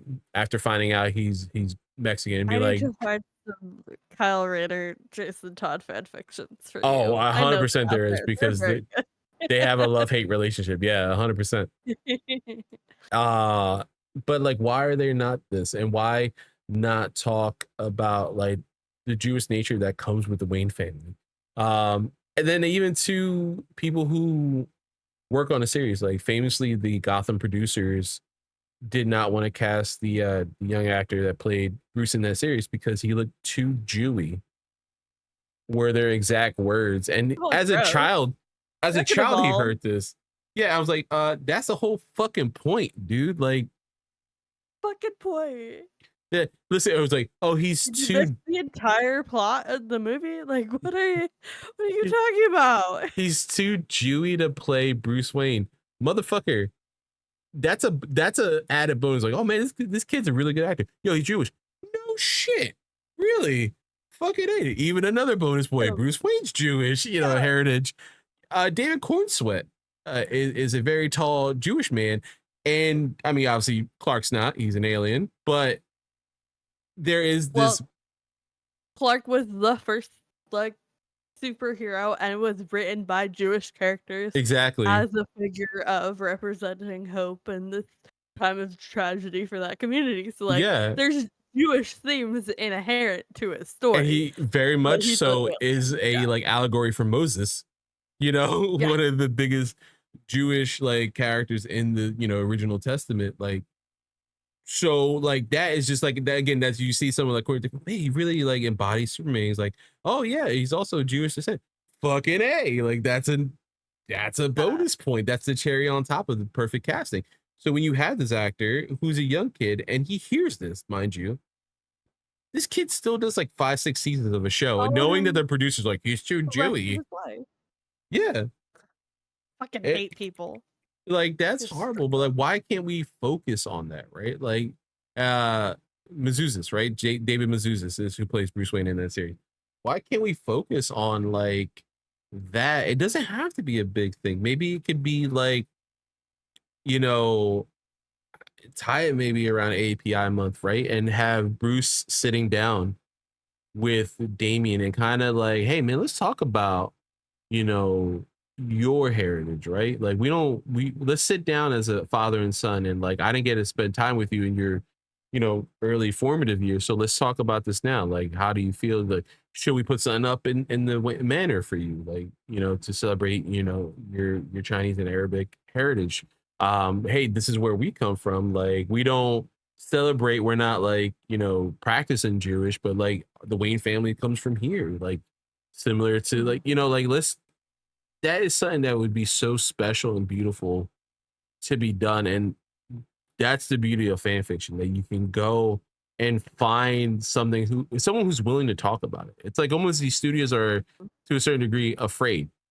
And it's like, Absolutely. don't be And where afraid. every aspect of a story where studio execs are too afraid to tell a compelling minority representation storyline, there is a fanfic author out there with a lot of rage and some typing skills who's gonna tell a kick-ass story. Yeah, exactly. And that was a beautiful thing with this, because you're a big proponent of like, let's talk about, you know, their heritage. Just mention it. Like, it's not something you easily should get rid of. And how many fan you know, uh, not fan, I was gonna say fanfics, but like fan art do we see of Damien that redesign his costume? So white. Yeah, to talk about, Every time yeah. I see a Damien, he looks very white, and I'm like, "That is not Damien, first of all." No. And I'm sure there's somebody writing that wants to talk about it. And it's like, well, let's just focus on the storyline. Or like, pardon me, famously with Robert Santos, is that his name? Sunspot. I know his X-Men name is Sunspot. Um, his inconsistency when being drawn in Marvel comics or being I portrayed. love Sunspot, but, Yeah, like, he's it's all over consistently the place. always like lighter than he should be. We saw that recently too, and I feel like a lot of creators kind of like talked about it, and unfortunately, those creators not silenced, but like no one backed them up. Like Black Nerd Gaming or Black Nerd Comics, I believe that's his name, his handle on Instagram and TikTok. He talked about the Aaron Pierre, you know, being cast as John Stewart, and like, yes, Yeah. Aaron Pierre is an amazing actor, and you see his beautiful eyes, and like put some green contacts, and Jesus Christ, he's gonna look incredible, right? But John Stewart is portrayed However, as a there's some very dark black man, yeah, and there's some serious colorism to grapple with in that yeah, casting, and they're not gonna grapple with it, is the problem, and we know yeah, that. and it makes me like anytime I see something like this again. No shot at like Aaron Pierre.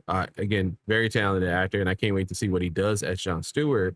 And I think he's going to do a really good job, and I'm really excited for this universe. And I'm not necessarily blaming, you know, James Gunn. I don't think that's something that might be something out of his wheelhouse too, because there is someone above him. Unfortunately, yes, he gets a lot of leeway. He gets a lot of decisions. He gets to do this, and that. I, and this could be me being a James Gunn fan. I'm just like, I don't see that being the man that I have seen do all these films and stuff like that. I don't know if he would do something like that, but Mm. Hollywood has this problem with colorism, and it's affecting comic books as well. Like media in general has a problem with colorism. Even my beloved One Piece. Like Mhm. when and that's indicative of, unfortunately, you know, that society. I can't speak too much of it because you know, I'm not Japanese. I don't live in Japan. But they have an issue as an outsider of how they adapt, you know, blackness. And again, most countries, the lighter your skin is, the more popular it is. There's so many Mexican actors that, you know, get cast in roles because they have lighter, fairer skin that seems quote unquote more beautiful in Yeah, telenovelas. And there's darker actors that don't get many of those roles, right? Um, and similar, you know, in and a lot Japan, of the darker-skinned actors that we see are always playing villains, like, yeah. especially anybody from, like, the Swana countries, Hmm. like, they I mean, unfortunately, because of the state of the US and how we villainize everybody that's not us. your only opportunities to act, to pursue this job you love, is playing fucking terrorists. Yeah. And that's horrible. Like, the world deserves good, well-rounded, incredibly meaningful stories that reflect the real lives of everybody around us. And unfortunately, that's not what we get. Yeah. In media. But it is something we get in fan fiction. Yeah, which is beautiful, or fan art. Like I again, to just before we move on, like to talk about like I talk about One Piece quite often, but Usopp is a character in One Piece, a member of the Straw Hats. So if anybody who watches One Piece, they know Oda famously, has been like, oh hey, where are each Straw Hat from? If you were to give them real world counterparts, and like they use that as the basis for the live action series that we got. So like if those specifically Straw Hats, when they're cast, they are cast in a way that reflect Oda's decision on what they would be in the real world, or to an approximation, right? And Naki Godoy is Mexican, not Brazilian, but I don't know what the process was like at Netflix, but like the casting call sheet, but he has the same skin tone as someone as a Brazilian. He's darker in complexion. Usopp is portrayed, I think he says African in one of his special like little after manga credit things, and in that he's that obviously in the nature of manga it's black and white, so you don't get a lot of that colorism. There are some colored pages that he does, and he does seem a little lighter, which is unfortunately indicative to again a lot of Japanese culture. And then I'm not giving them a pass, I'm just saying like, hey, they need to update them with the times. But the anime, as much as I love the anime, I can critique it as well, and it's getting to a point. Again, I'm 180 episodes away from being caught up. Usopp is light as shit for being African. Like that motherfucker is as almost as white as your background. Fly. And I was like, he's supposed to be from like Africa, bro. Like no, South Africa, no, maybe. yeah. I was like, and then of course, obviously design is a problem. He has a big nose and his lips are a little bigger, which Jesus Christ. Of course, yeah. Yeah, Oda wrote it in '96. And I don't think you could drastically change the design now. Fortunately, at this point, the insight's right there. I don't know how many more chapters he has, but he's getting it. Mm-hmm. But it doesn't, change the fact that like this is an issue, and it's not a solely American issue. It is a global issue when it comes to colorism, when it comes to casting. It's a form of what I call passive racism. Like it's not an active. It's not like them calling you, a spec. They're not calling you the N-word. They're not saying these things, but they're treating you a way that feels so offensive. It's just like, come on, man. I just, with Aaron Burr said, I want to be in the room where it happens, right? Like, I just want to be at the table. Like, I'm not asking for much, man. I'm just asking for like a teeny bit of representation. And that, again, to circle back, this is what fanfics gives you. It gives you the opportunity to feel seen, heard, and even if it's the slightest bit, like if it's just a couple lines, it affected me enough that I wrote a note about it. I was like, oh, look, they talked about it. It's beautiful. The disability community gets the same way about representation. Absolutely. Where people aren't like overtly like calling you slurs or being like overtly ableist, but there's this like passive ableism that exists in almost every single story that we see. And it's it's a lot to grapple with and exist as a human. Yeah. But yeah, this is a great fic. I love it so much. It's just that like brotherly bonding. I love getting to see like a Jason so stuck in his head, like this more like mindless, like baser instincts. Seeing what really matters to him, and like it really shows who he really is as a person, as a character, what comes out in the state, and just this fierce protectiveness. And one scene that I always come back to in this fic, I love how they show Damien's vegetarianism. And that's something that often gets mentioned in fanfics, but we never really dive into what that means for him. And this hunting scene where he has to find, hunt, kill, prepare an animal to survive off of. And he can't do it. And Jason knows that and does it for him. Yeah. Takes it upon himself. I thought it was really beautiful. I thought that was a beautiful touch. And I did like this did two things reading this fanfic that like really stuck with me. One was the portrayal of Talia, because she is very cold.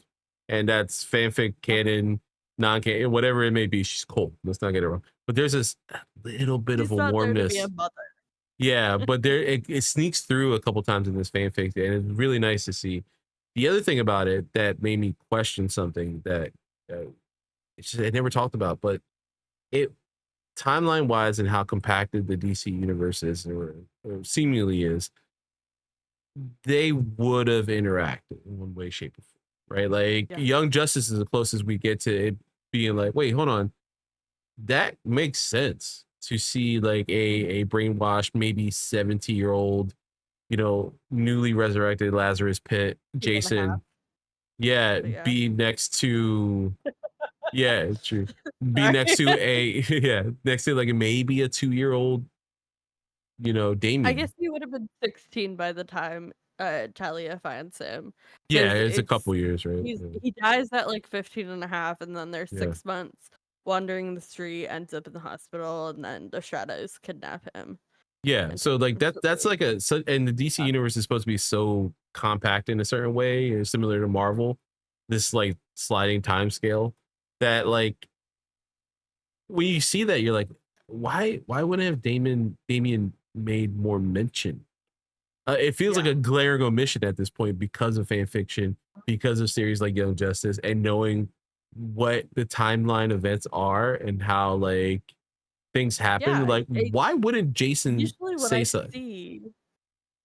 Jason would have been around like 16 to 18 or whatever, his 2 years with the league, and like Damien would have been like 8 to 10ish in that timeline, depending at on oldest, how youngest could be like 4 or 5, but he's that smart that. Especially if you go with the weird, like, rapid aging thing that sometimes comes up. Yeah. Where he's, like, rapidly 4 or whatever, to a certain and degree. then, like, rapidly aged up to, like, 8 or 10 or whatever. Yeah, because it's a genetic thing. Yeah, I wasn't a fan of that either. But, like, this reading this, it became, like, a glaring hole in canon now in my head. I'm like, well, now all I'm going to think about is, like, how does this not fit, like, canon-wise to... from one aspect, it would make sense for Jason not to know, right? If he's so out of it because of the pit and zombified, zombified, but like to not know and just have this league training, all this stuff. Why the fuck does it not make sense for Damien to be like, Jason, stop? I know. There's a really good fic where there's like one where Damien is like talking on the phone with somebody, or like sneaking out or whatever to like meet up with Jason, who's like back in Gotham or whatever. There's one where like the premise is like Jason forgot, and Talia forgot to tell Damien that Jason had like died, and that's how he came to live with them, and so he like keeps talking so disparagingly about Jason in the present tense, and Dick is like, dude, what the fuck? That's my dead brother. Yeah. No, like him knowing, like, yeah, sure, he's dead. Yeah. And there's somewhere like it's a like really young Damien and him and Jason escape the league because like Rachel's trying to kill him or whatever, blah blah blah blah. And they get like separated. And so like Damien's like desperately trying to like find him or whatever, but only calls him like brother in Arabic, and people are I don't know who this is. Yeah, and then it's Jason. Whatever. I don't know. There's a lot of great fanfics about that. I love that this is the first time like fanfic became a problem, and not in like a bad sense. It was like, fuck, Damn it! Now I'm thinking about the canon of it all, and it's not making sense. Make it make sense, DC, because they would It somehow makes cross sense, paths. DC. But yeah, that's my thoughts on that one. Yeah. Okay, we are running so long on this episode. It's a good one though. These last two figs, like I mentioned, we had to talk about the crossovers of it all, because crossovers in DC fandom specifically is like the most prevalent I've ever seen since the like early 2010s Tumblr. Tumblr would What be the it what place. what was that fandom? It was like Rise of the Brave, Tangled, something or others that also included like the Frozen universe. Blah Oh, blah I blah was blah. thinking more like the Anyway, Doctor Who Sherlock of it all. oh, you were thinking of Super Hulock. Yes, of Yeah. course. Those two things were happening like concurrently. Okay. Okay. And they were like the two like big like multi-fandom sides of Tumblr. Was you have Super Hulock, and then you have all the animated shit that everybody shipped each other like from outside properties. And it was a glorious time to be on the internet. But outside of that, I have not seen crossovers as prevalent as I've seen until I started like seriously reading DC fanfiction. And the two like most notable crossover communities, like they have events. They have writing events for these communities. It's a big thing. Is Danny Phantom and White Collar. We're gonna start with the White Collar one because it's Which super is, short and quick. it just also is like, this is not mean in any way, sense, or form to anything. Like whether it be DC fandom or like white collar fandom, like the fucking white collar, the USA TV series, white collar, like that's what threw me off. Nobody knows why. Yeah. It doesn't. At That's least the I don't thing. know why. That's like Where did it came from? it's a very good show. It's a wonderful show. It's a very good. It's a highlight of that era of USA, alongside Suits and fucking Psych and Monk. There's a series that happened. Tiffany Thiessen, one of my crushes growing up. She's in it. Matt Bomber, who we loved as Superman and should have been Superman, but he apparently was too gay to play Superman, which is fucking horrible. Great. A lot of people are great in the series, but fucking what? Oh, like, how did you guys meet? What back alley did y'all be like, oh shit, hey, what's up? Exactly. The thing I had you read is Dr. Quinn and Little Red Riding Hood. This is a crack fic, which is another iconic genre of fan fiction is crack fics. And sometimes there'll be a play on it where it's like crack treated seriously, which is like this like wild, outlandish idea that you would think would never work, and then somebody takes it like as this really serious think piece, and it's beautiful. I love a crack treated seriously effect. But this is just like pure silliness. And now, is this my favorite white collar crossover? No. However, my favorite white collar crossover is this beautiful, beefy, thick, rich, 110,000 word 3-part series in which it's Jason Todd undercover as Neil Caffrey in this white collar universe, and they bust this child trafficking ring in which one of them is Leanne Harper while Roy Harper is in space, presumed dead when they have the explosion. Whatever. Okay. And so it's Jason raising Leanne and like also having to grapple with the fact that he's like cosplaying this like identity, this made up identity. And it's beautiful and incredible and like talks about like grief and like family and raising children, and it's so good, but it is so long. And like even the first, like if I just had you read the first part, it is 85,000 words. That's like a whole ass novel. That is a full novel. Listen, shout out to that person for being so fucking talented. And like, I know when like creative things, beautiful. Yeah, like when you're a creative, like like us too. Like we get these things in our brain that we need to get out. That's why we do the show. Shout out to that person for writing a fucking Bible of white collar like DC crossover, and also for anyone who hasn't seen white collar, which again, pretty decent show. I believe it's on Netflix. I watched Like the first 5 seasons. I watched until the plane, and then I went, I don't want to see where it goes from here. Honestly, there's a lot of USA shows that do that. That you're like, oh shit, hey man. The only one I kept up the most was Psych because of how utterly hilarious that it was every season, and like it was just a play on like procedurals, which I love. But there are like USA at that time did shows like that where you would just watch something and be like, oh, this is still on, or they catch it like 2 years later. Oh, this is still on. Oh, good for them. Like, you know, like it's like Law and Order or like NCIS. You're like, oh shit, hey, man, back together. Fucking A. Shout out Mark Harmon. Yeah, exactly. He still look great. Yeah. Shout out to the new NCIS coming out on Paramount Plus. Even, you know, that looks I saw Ziva. I was like, oh shit, wait. I might Origins one. Yeah. Yeah, there's that one too. I was like, hey, this Tony and Ziva show. I don't know. I'm a little interested now. But for anyone not knowing this or white collar, Neo Caffrey, pardon me, is played by Matt Bomber. So that gives you a visual representation then in this universe of what Jason is supposed to look like, which honestly, never thought of it. It does kind of work. Matt Bomber as a live action Jason Dawn. Think about it. You know what? I get stuck in Jensen so much because he's a very good live action actor and a very good voice actor.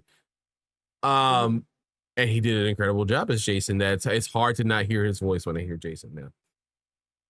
Matt Bomber could do it. He looks like what you traditionally think of because he's got the middle part. His hair's perfect. He's got a beautiful jaw, blue eyes. You know, like what you think of a Robin, especially Dick or Endor. Jason, he would fit. He would fit. Bruce and his adopting blue-eyed, black-haired children left and right. Exactly. He's like, oh, you can fit in the suit, right? The summary for this was that as soon as they meet each other's eyes, they both froze. After a tense moment, they both spoke at the same time. It is very quick, very cute. My only question that came out of it, because Quinn's also undercover and that's what they play on and they leave together, because of their shared experiences, are Quinn and Jason, in your eyes, reading this fic, just friends? Okay. Yeah. That I could see him going the other way, and I was like, I don't know if I'm okay with it because of Batman and Harley. Talking about Harleen's toxic ex. Yes. She does not need to be in a relationship. They're just besties. Yeah. You know, bonding over shared trauma from the same asshole. Exactly. And that's like literally how I pictured it too. But I had that question in the very end. I was like, are they supposed to be romantic? I was like, only because fan fiction can go so quickly in that direction, as we talked about earlier. Yeah. That's the only thing I was like, is this similar to Nightwing and Harley hooking up? I was like, no, this feels like they're just buddies. They're gonna get they're gonna get drunk as fuck that night and talk about Joker. But like, nah, they're gonna be cool at the end.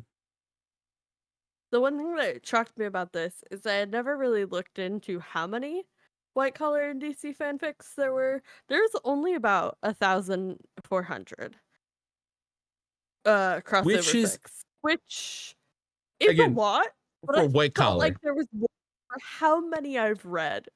I've read so many of those. That is the other thing about this, that when I think of crossover and I think of these two are very like not indicative of what I thought of fan fiction and crossover, right?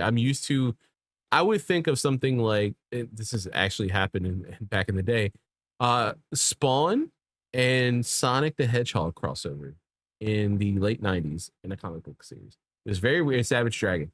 It's very weird. I guess Archie and Image Comics were buddies at that time, so they did this cross promotion thing.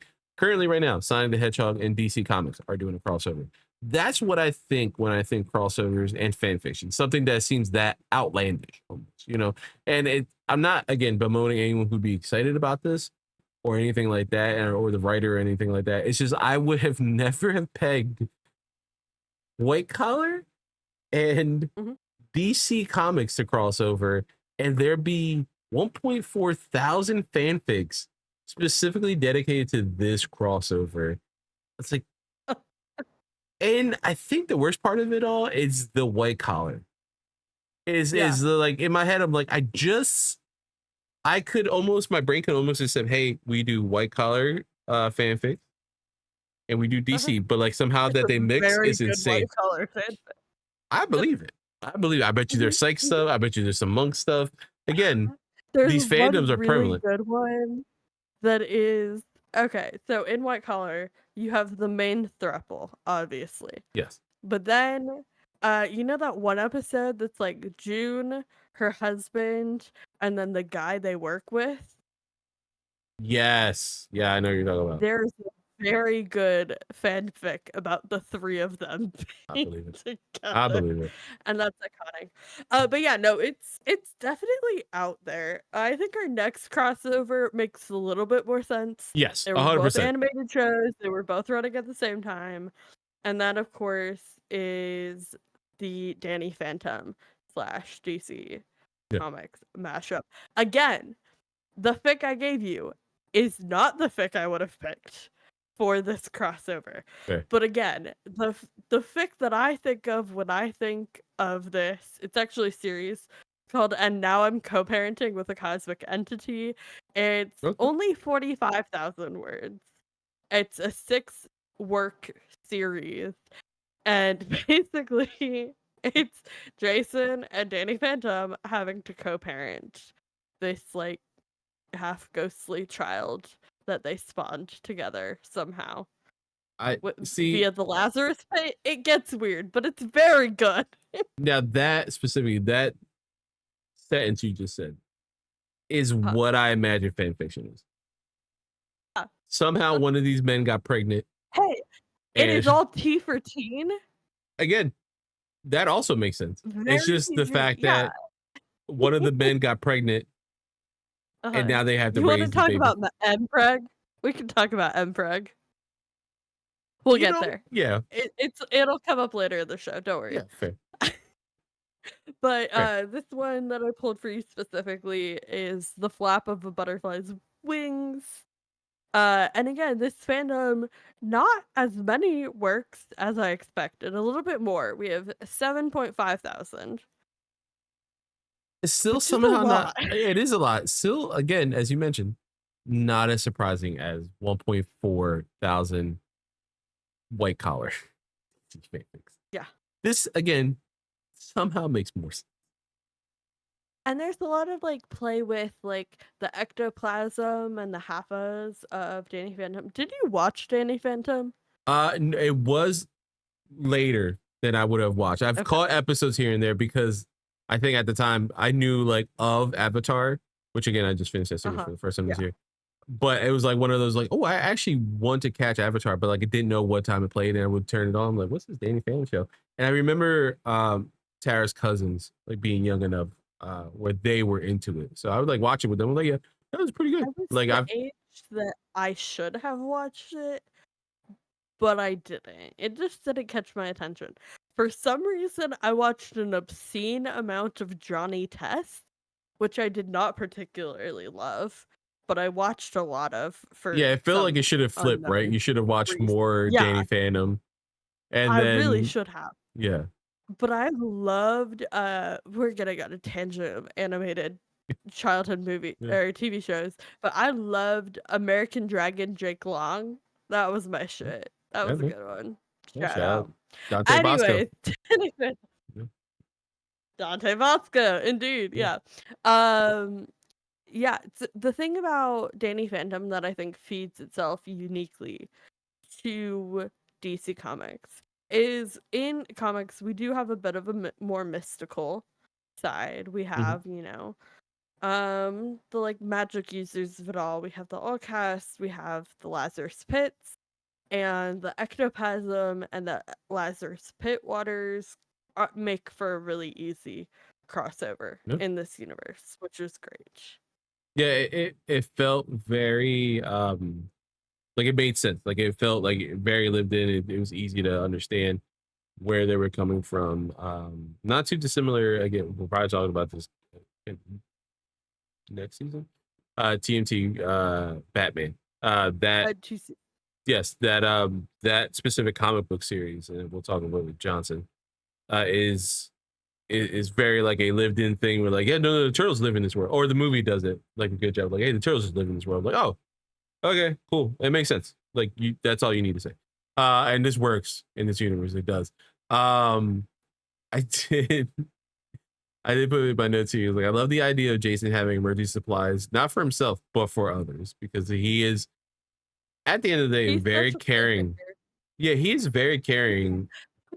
He's such an Alfred. Like, Yeah. Alfred is the one who raised him. Like, that was the only real adult parental figure he had in his entire life. I do like they touch upon, 'cause again, this is something that, depending on who's writing, canon doesn't really talk about his autopsy scars. And how it's like a point of like, hey, love that. Yeah, he's like trying to hide it, like he's very ashamed of it, and it's still like traumatic for him even all these years later. I do love that, and then seeing the same scars on Danny, and him being like, I immediately need to help this person. Like something happened to him that happened to me, and like I gotta help him. I did put here Danny Phantom and the Outlaws. This is your bread and butter. I love the Outlaws. Yeah. So real.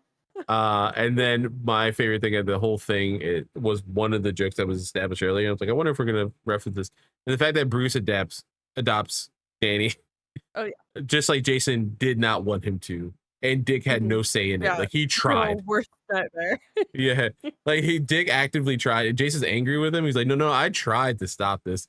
He found him. He adopted him. I am sorry. I am genuinely sorry. I really tried. That was good. Yeah. That was our fanfiction corner. Yeah. I do have a pretty extensive quiz time for you. Let's go. I'm so excited. Let me find my notes. Because I did have to write down the answers just in case I forgot them, because I have been drinking. Alright, let's go. Number 1. How many of these fics did I already have saved before I went hunting for any of them? I'm going to say, we're counting the bonus fics as well, so all 12, right? I'm gonna say 8. Okay. The correct answer is all but 3, but 2 of them I definitely thought I had bookmarked already. The only one that I really had to hunt for in this entire thing was the Danny Phantom crossover. Like, that's the only one I had to, like, actively look for. Okay. All right. Yeah, it's fine. That's who I am as a person. Okay, question number 2. Which romance trope originated in fanfiction derived from both Star Trek and Supernatural? That worries me on so many levels. Because as being a Supernatural fan, I know how deep and weird that fandom can get. And the fact that they touched upon it in a specific episode, it's gonna have to be the incest thing, isn't it? The brotherly love kind of thing, isn't it? Or found family love. Yeah, the Wincest of it all? No, Wincest is there's also J2 fanfiction, which is a whole nother thing. Though I guess we do kind of have to come into.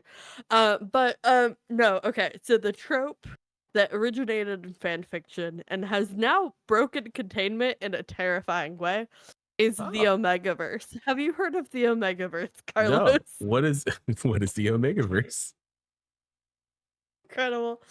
Okay. The Omegaverse is this setting of the world in where people have their primary sex characteristics and they have their secondary sex characteristics. So the world operates as normal, except for we also have the secondary sex characteristics of alpha, beta, and omega. Alphas are usually the stronger, powerful, yada yada yada. The betas are kind of like the 80% of the population, but never gets written about in fanfiction. They're kind of just there. And then the omegas are the submissive and breedable ones. of the universe. I'm trying to keep this so serious. Anyways, so how this trope originated was in a fanfic, obviously, that combined these two elements. One big, the only thing I know about Star Trek is Star Trek was like the OG fandom. Like women in the 60s were sending each other fanfics via letters. Is how deep this goes. Yeah. And there's a single episode of Star Trek that I know about. And it is, in fact, Ponfar. Does that word mean anything to you? Yes. Yeah. Incredible. Yeah, great. Moving on. Yeah. Okay. Yeah. Also touch Ponfar, upon, I guess we Into should Darkness. explain for the audience. Yeah, it's the like whole fucker die trope. Yeah. It's the originator of like the sex pollen, the fucker die trope. That's all Star Trek, baby. The supernatural of it all comes from a kink meme prompt, which back in the day people would write like prompts they have for stories they want people to write. They'll post it. Somebody would respond off of that prompt. And the prompt was asking for J2 fanfiction, so Jensen and Jared together, where Jared was the alpha male and Jensen was, they called him the bitch male. And so basically they wanted Jensen Ackles to experience misogyny. And the person who responded to this basically created the like foundation that would then go on to be the Omegaverse, which again has now become a real trope in like published like romance fiction, which is so weird to me. Like that's the freaky shit you read on AO3. That's not something you publish in a novel. Yeah, it's for the masses. Now. Thanks, Tara. I actually know about this thing. Yeah. I was like, it started to sound familiar. Like, oh fuck. Yeah. It does sound like yeah. So that's the Omegaverse. That's what I imagine fan fiction to be. Okay, so that kind of makes sense. I also love that it goes back to Star Trek, Ponfar, and again canon to that universe, and Spock. And it's we didn't get to explain it, but this is a good explanation here. It is the imperative, biological imperative for Vulcans, a period of intense sexual arousal and the need to mate that occurs roughly every 7 years in adult male Vulcans. They become hyper aggressive as well. So this is where like the idea of like heats and ruts come into play. This like biological response where like the alpha will experience rut, the omega will experience a heat. It's this time of heightened fertility. It's super painful unless you're like fucking whatever. Yeah. And famously, which I thought was as a young adult watching these movies, the JJ universe, they adapted it. It is in Star Trek Into Darkness. They talk about it quite a bit. He mentions the Ponfar, and then they might not. I'm assuming you haven't seen these movies. Okay, so there's like a point of contention. I have not watched a single Star Trek. Oh, okay. So yeah, this is a thing. Yeah. So Ursula. No, it is Ursula. Right? It's been a while. But his companion in the J.J. Abrams verse, the anyway, it doesn't matter. I forget what the name of the universe is. The Kelvin universe. Spock and her, he's like trying to break up with her because it's about to be Ponfar time, and he's like, there is no Vulcan in this Kelvin universe, so like I need to breed to make sure our people are come back. And it's like a very point of contention that it's a big thing, and they kind of make fun of it. They kind of take it seriously. It's still crazy, and it's just one of the craziest thing in any fandom. It's a thing. Futurama makes fun of it. There's a whole episode with Zoidberg where he sheds his thing and all, his like fin goes up. It's crazy. It's insane. It's a thing. Star Trek is a beautiful, beautiful world, and I love it so dearly for being like the originator of what modern fandom can and should be, and I will always respect it for that. But I want to stop thinking about the Omegaverse, so we're moving on. Yep. What is my favorite trope in DC Comics fanfiction?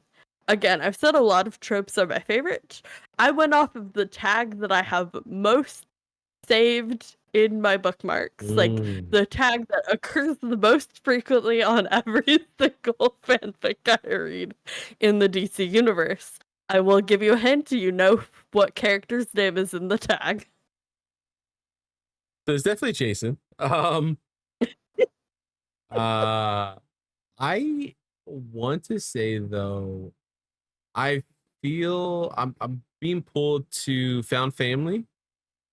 And the other one is Outside Point of View. Like those are the two that have been speaking to me. So I'm gonna go Found Family. That's basically it. The tag's actual wording is Jason Todd needs a hug. Which is a very common like fanfic like tag. Like insert character needs a hug. Cause you pour so much angst on that bad boy and then eat it up, and you know, sometimes you just need a fucking hug. That's why Jensen fits so well as Jason. Because he plays a lot of characters that need a hug. That's like his thing. I will say I have read a disturbing amount of supernatural fanfic. It is the only way I will engage with that property. I refuse to watch the show. I've been told outright that I'm not allowed to watch the show. But yeah, his character, lots of angst up in there, and makes them for beautiful, beautiful fan fiction. Listen, all right, I want to advocate for Supernatural and say that you would like it, but I have a list of specific episodes that if I ever dare to watch, those are the only episodes I'm allowed to watch. Fair. And when you get to the series finale, you will be upset. Because I know all about the series finale. Yeah, they do that trope. They do that. November 2020. That was a time. Yeah. The trope of killing the gay character and stuff. Yeah. Anyway. Yep. Our second to last question here. How many words did I make you read in the required reading alone? I did not count the bonus fics. I'm not gonna look at it. Yeah, I'm not gonna look because I could easily cheat. I'm not gonna do that. I am going to guess. It's a high guess, but I'm gonna say 100,000 in total. Pretty close. It was 79,058. So almost 80,000. That is a solid mid-length novel. Like you read, and with the bonus fics, that's what 30.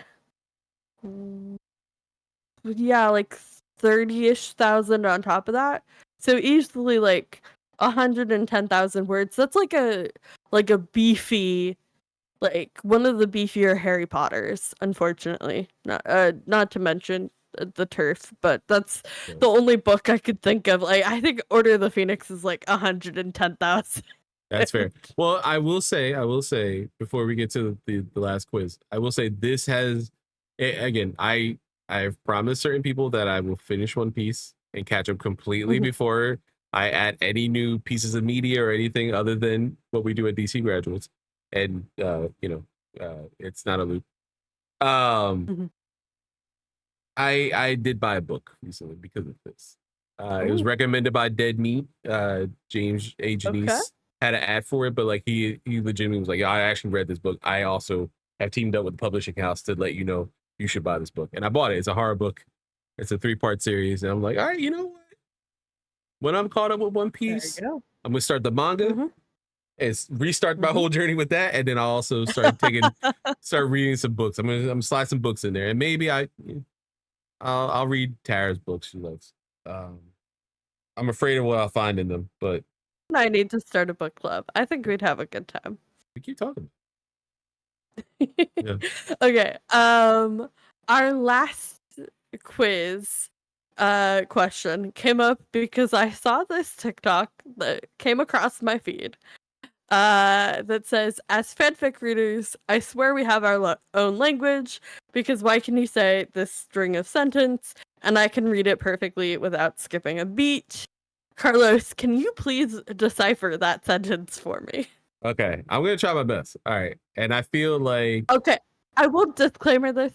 This is set to a very particular fandom, and it has some very particular fandom terms related to that fandom. Okay. So, and it's not the fandom you read today. So the 40K, I'm assuming, is 4,000 words, right?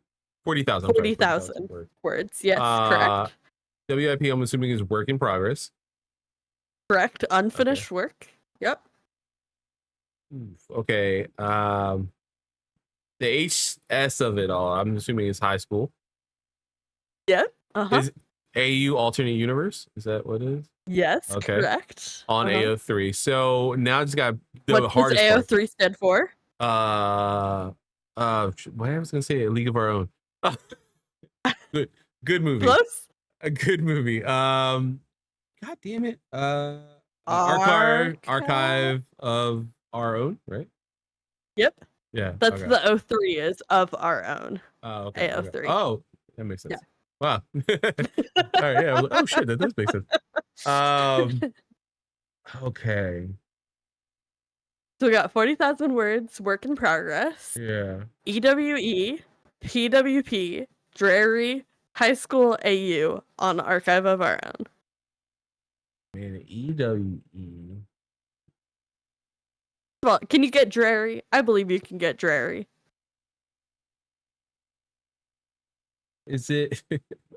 I don't know why in my head, and this is again because we're so coming off of Comic-Con. It looks like Deary, like as in like it. So I was like, is it Stephen King? Not quite. Does it have something to do with Sherlock? No, it does have something to do with the Turfy Magic School series I mentioned earlier. So I started thinking about that. I was like, no, I don't think it'd be Harry Potter. All right, so it's Harry Potter. Is it? Yes, it is Harry Potter. Draco and Harry? Correct. The ship is Draco and Harry, aka Dreary. I don't think you're gonna get the next. yeah. All right, hit me with that one. What is that? What's EWE? Okay, EWE is again a very specific trope to Harry Potter fan fiction, which I, as a trans person, I have a lot of complicated feelings about Harry Potter as a property, specifically in relationship to the fandom of it all. Fuck the books, fuck the author, first of all. But the fandom is something that's been so deeply part of me without any association to the author for so long. And there's been a lot going on recently online that unfortunately I've tried to comment on one too many times on the hellscape that is the internet. That is the complexity of interacting with fandom and fandom coming from a certain place and certain organizations that spawned from cultivating fandom now hosting like full legit events that are unrelated to fandom, and what it means to have a name or spotlight certain people that you probably shouldn't. Anyways, this was a whole vague post rant that we probably didn't need in our DC animated movie show. But the point of that is I love a really queer fanfic. I love a really trans fanfic set in the Harry Potter universe that would make JK roll over in her grave. And that's my favorite place to exist when interacting with this fandom. That being said, EWE stands for Epilogue What Epilogue, and it's basically the period of time of people writing fan fiction post the end of the 7th book that completely ignore the 19 years later. The whole epilogue where everybody has their kids and everybody's partnered with certain people, throw that out the window. That period of time is called Epilogue What Epilogue. Oh, okay. So similar to like Cursed Child area, like, or before even that. That's not canon. We don't accept that. Right. But yeah, kind of same idea. The second abbreviation actually has two definitions. PWP. The most common use of this, I guess not the most common, the most PG use of this is plot what plot. And it's basically a fic that has no plot. The other use of that acronym is porn without plot. And basically, it's just straight up like erotica, like straight up hardcore porn with no plot. It's just people getting it on. Like what Fee and Tara read. Gotcha. Yes, exactly like what Fee and Tara read. But yeah, so the plot what plot is a use of the tag. Not necessarily the most common use of the tag, but generally you see that it means there's no like structured or cohesive story going on here. It's just throwing ideas at the wall, and usually the ideas being thrown at the wall is smut, is hard, explicit porn. Okay. And you know what? I like this because again, fuck J.K. Rowling. So the idea of her two male, protagonist, antagonist hooking up must have her Getting on. She would hate it. Yeah. Absolutely. There's a reason why we see a certain Draco pairing that is fan fiction that becomes published works with the fingerprints scrubbed off that is deemed acceptable to the world. Oh, yes. And there's a reason why I don't read that shit, because that shit's nasty. Again, not to judge, but a little bit of judgment. But yeah, no.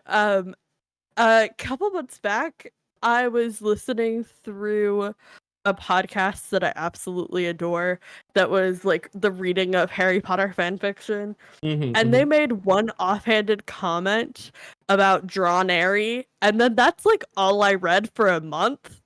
And so the idea of like Draco, Ron, and Harry being in a romantic relationship all together would boil her blood, and I love that so much. It's delicious. Also, poor Ron in that situation, because he is definitely in that cuck chair.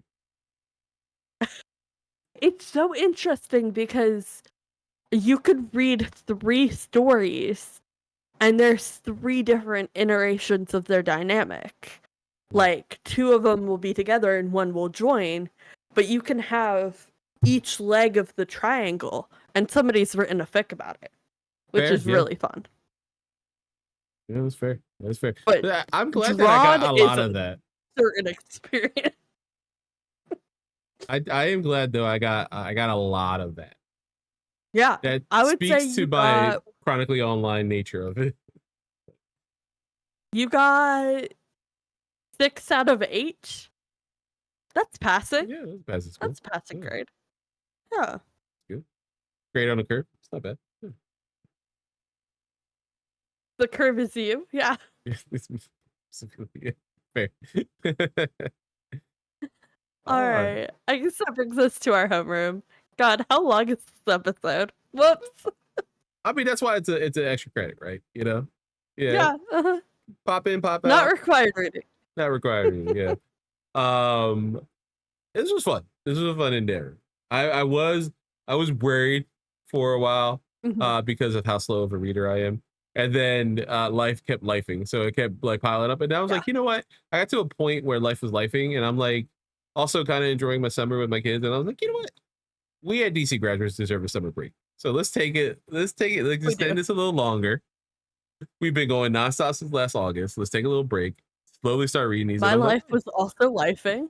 It's been good. Interesting. Good for it's both like of us to take the highs have been high, the lows have been low. Which is just life, unfortunately.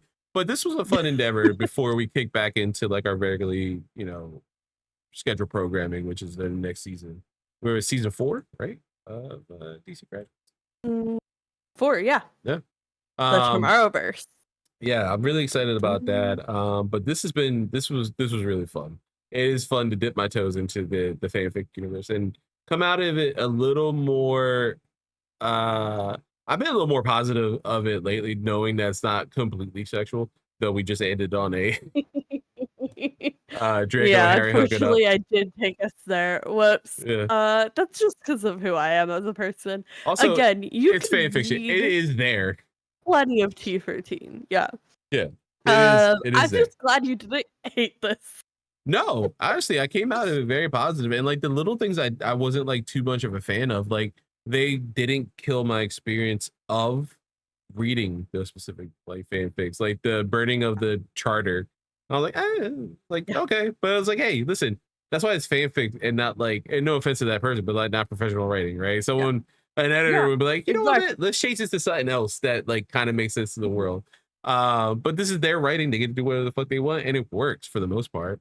Or like Agree that somebody just had this idea in their head and they put all this like hard work and labor into creating it and shared it with the world as a gift for us to enjoy and read. And I will read the most heinously written, like no grammar, barely formed sentences if you have an interesting plot hook. And because it's a gift. I think that's what people miss out with the huge boom of fan fiction in the public eye, especially with lockdown, is people don't understand the culture of fan fiction. And just like you said, people wrote this. There are no editors. Sometimes you have a beta reader, but this is something idea that somebody's putting out into the world. And if you don't like it, there are 500 other fics that you can go browse through and see if you like better. And that's the beautiful thing to me. Yeah, and it says to something for someone to put themselves out there in a creative space and bear themselves to the world, right? And this is a welcoming environment that is the AO3 community, and I know that much. But to see people like take that risk, because it's scary. It is. Even just doing podcasts, like it's I mean, you and me have a great repertoire. We're friends. This works really well. But like putting yourself out there is always the scariest thing to do. So coming up with the show in general, like for season 1, that was daunting. Like when you guys reached out to me, I was nervous, but like I was like optimistic at the same time. Like, no, we could do this and it's gonna be good. I'm really happy with what we do, and I think we do a really good job of it.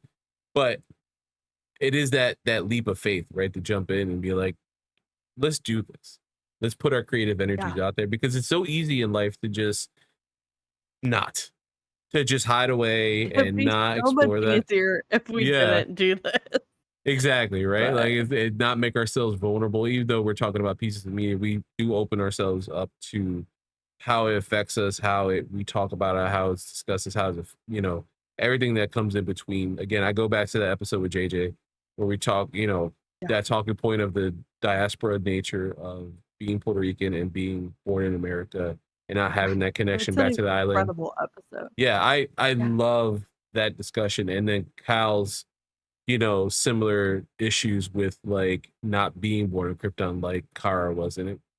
Hell, we might explore that again in live action, which is going to be interesting. Like take.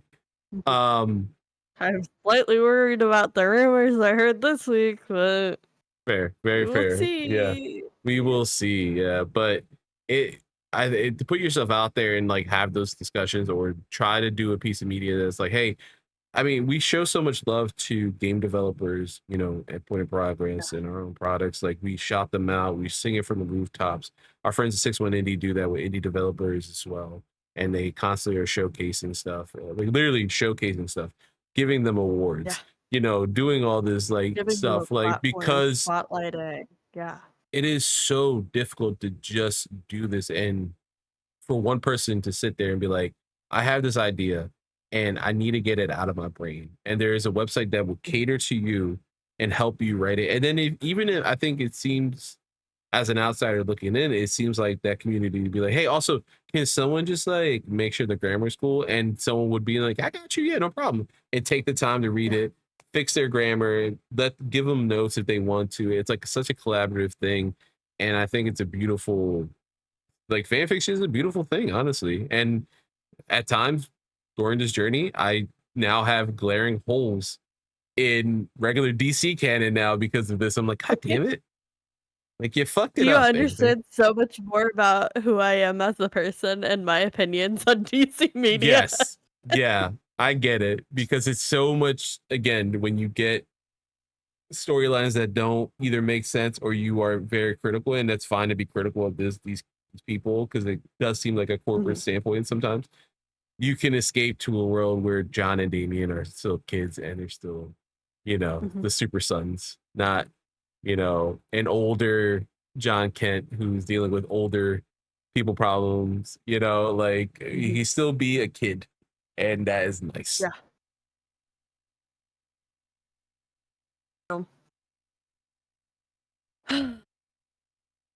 Incredible. Well, I'm so glad we went on this journey. I should send you the Killer Croc fanfic that made me who I am as a person about that character. That would not surprise me. Like the fact that you started that conversation, that sentence off with Killer Croc. That's the not surprising. I just think because that's the one character that comes up the most that I have really strong opinions on that have nothing to do with canon. Like the fact that sometimes they do justice in canon, you're like, oh shit, look at that. I'm like, oh shit, good Waylon. I love to see it. But yeah, I'm so glad we did this. I'm so glad you indulged me in this episode and that we could talk about, again, like what makes DC good. And to me, that's the fandom. That is the community. That's these people who are putting their heart and souls into these works. And I do want to mention, because I did share a lot of these fics publicly via our like Google Drive. A couple of these at least are archive locked. That means if you do not have an account, you cannot access them on the internet without having that access to archive of our own. And I just want to say, please do not harass any of the authors. Do not mention them. Do not interact with them. Like they put this out in the world in a very specific condition, and it's not meant to be, you know, engaged with outside of that. So if you are reading the fics in our folder, please be mindful of that and be respectful to all of the authors who put, you know, their heart and soul into these works. I think for the most part, anybody who is going that far into reading the fanfics in our links are good people. But I just wanted to put that out there because I did, you know, share something outside of the concept in which it was posted. So I just want to make sure everybody's respectful of that. And thank you so much for joining us on this journey. If you sat through this whole episode, I love you so much. You're my favorite person. DM me what's a secret passphrase that people should DM me if they listen to this episode. What was my first thought? Kumquat. That's it. That's it. That's the one. Okay, DM me kumquat when this episode posts. Just know that I will not remember why I said that. Which makes it even better. And I will be so confused, which will make it great. Love you so dearly. If you are keeping up with us, watching along, our homework for the next episode is Superman, Man of Tomorrow, the 2020 animated film. We are officially in our Tomorrowverse era. This will be a short season. I think there's only like 7 of them. So this season 4 will go by real quick, couple months. We'll do a couple bonus episodes. And then we get into the meat and potatoes. Season 5. I'm so excited. I am too. It's gonna be fun. It's all the Elseworld stories, all the movies that people are like, oh, when are you gonna cover X, Y, or Z?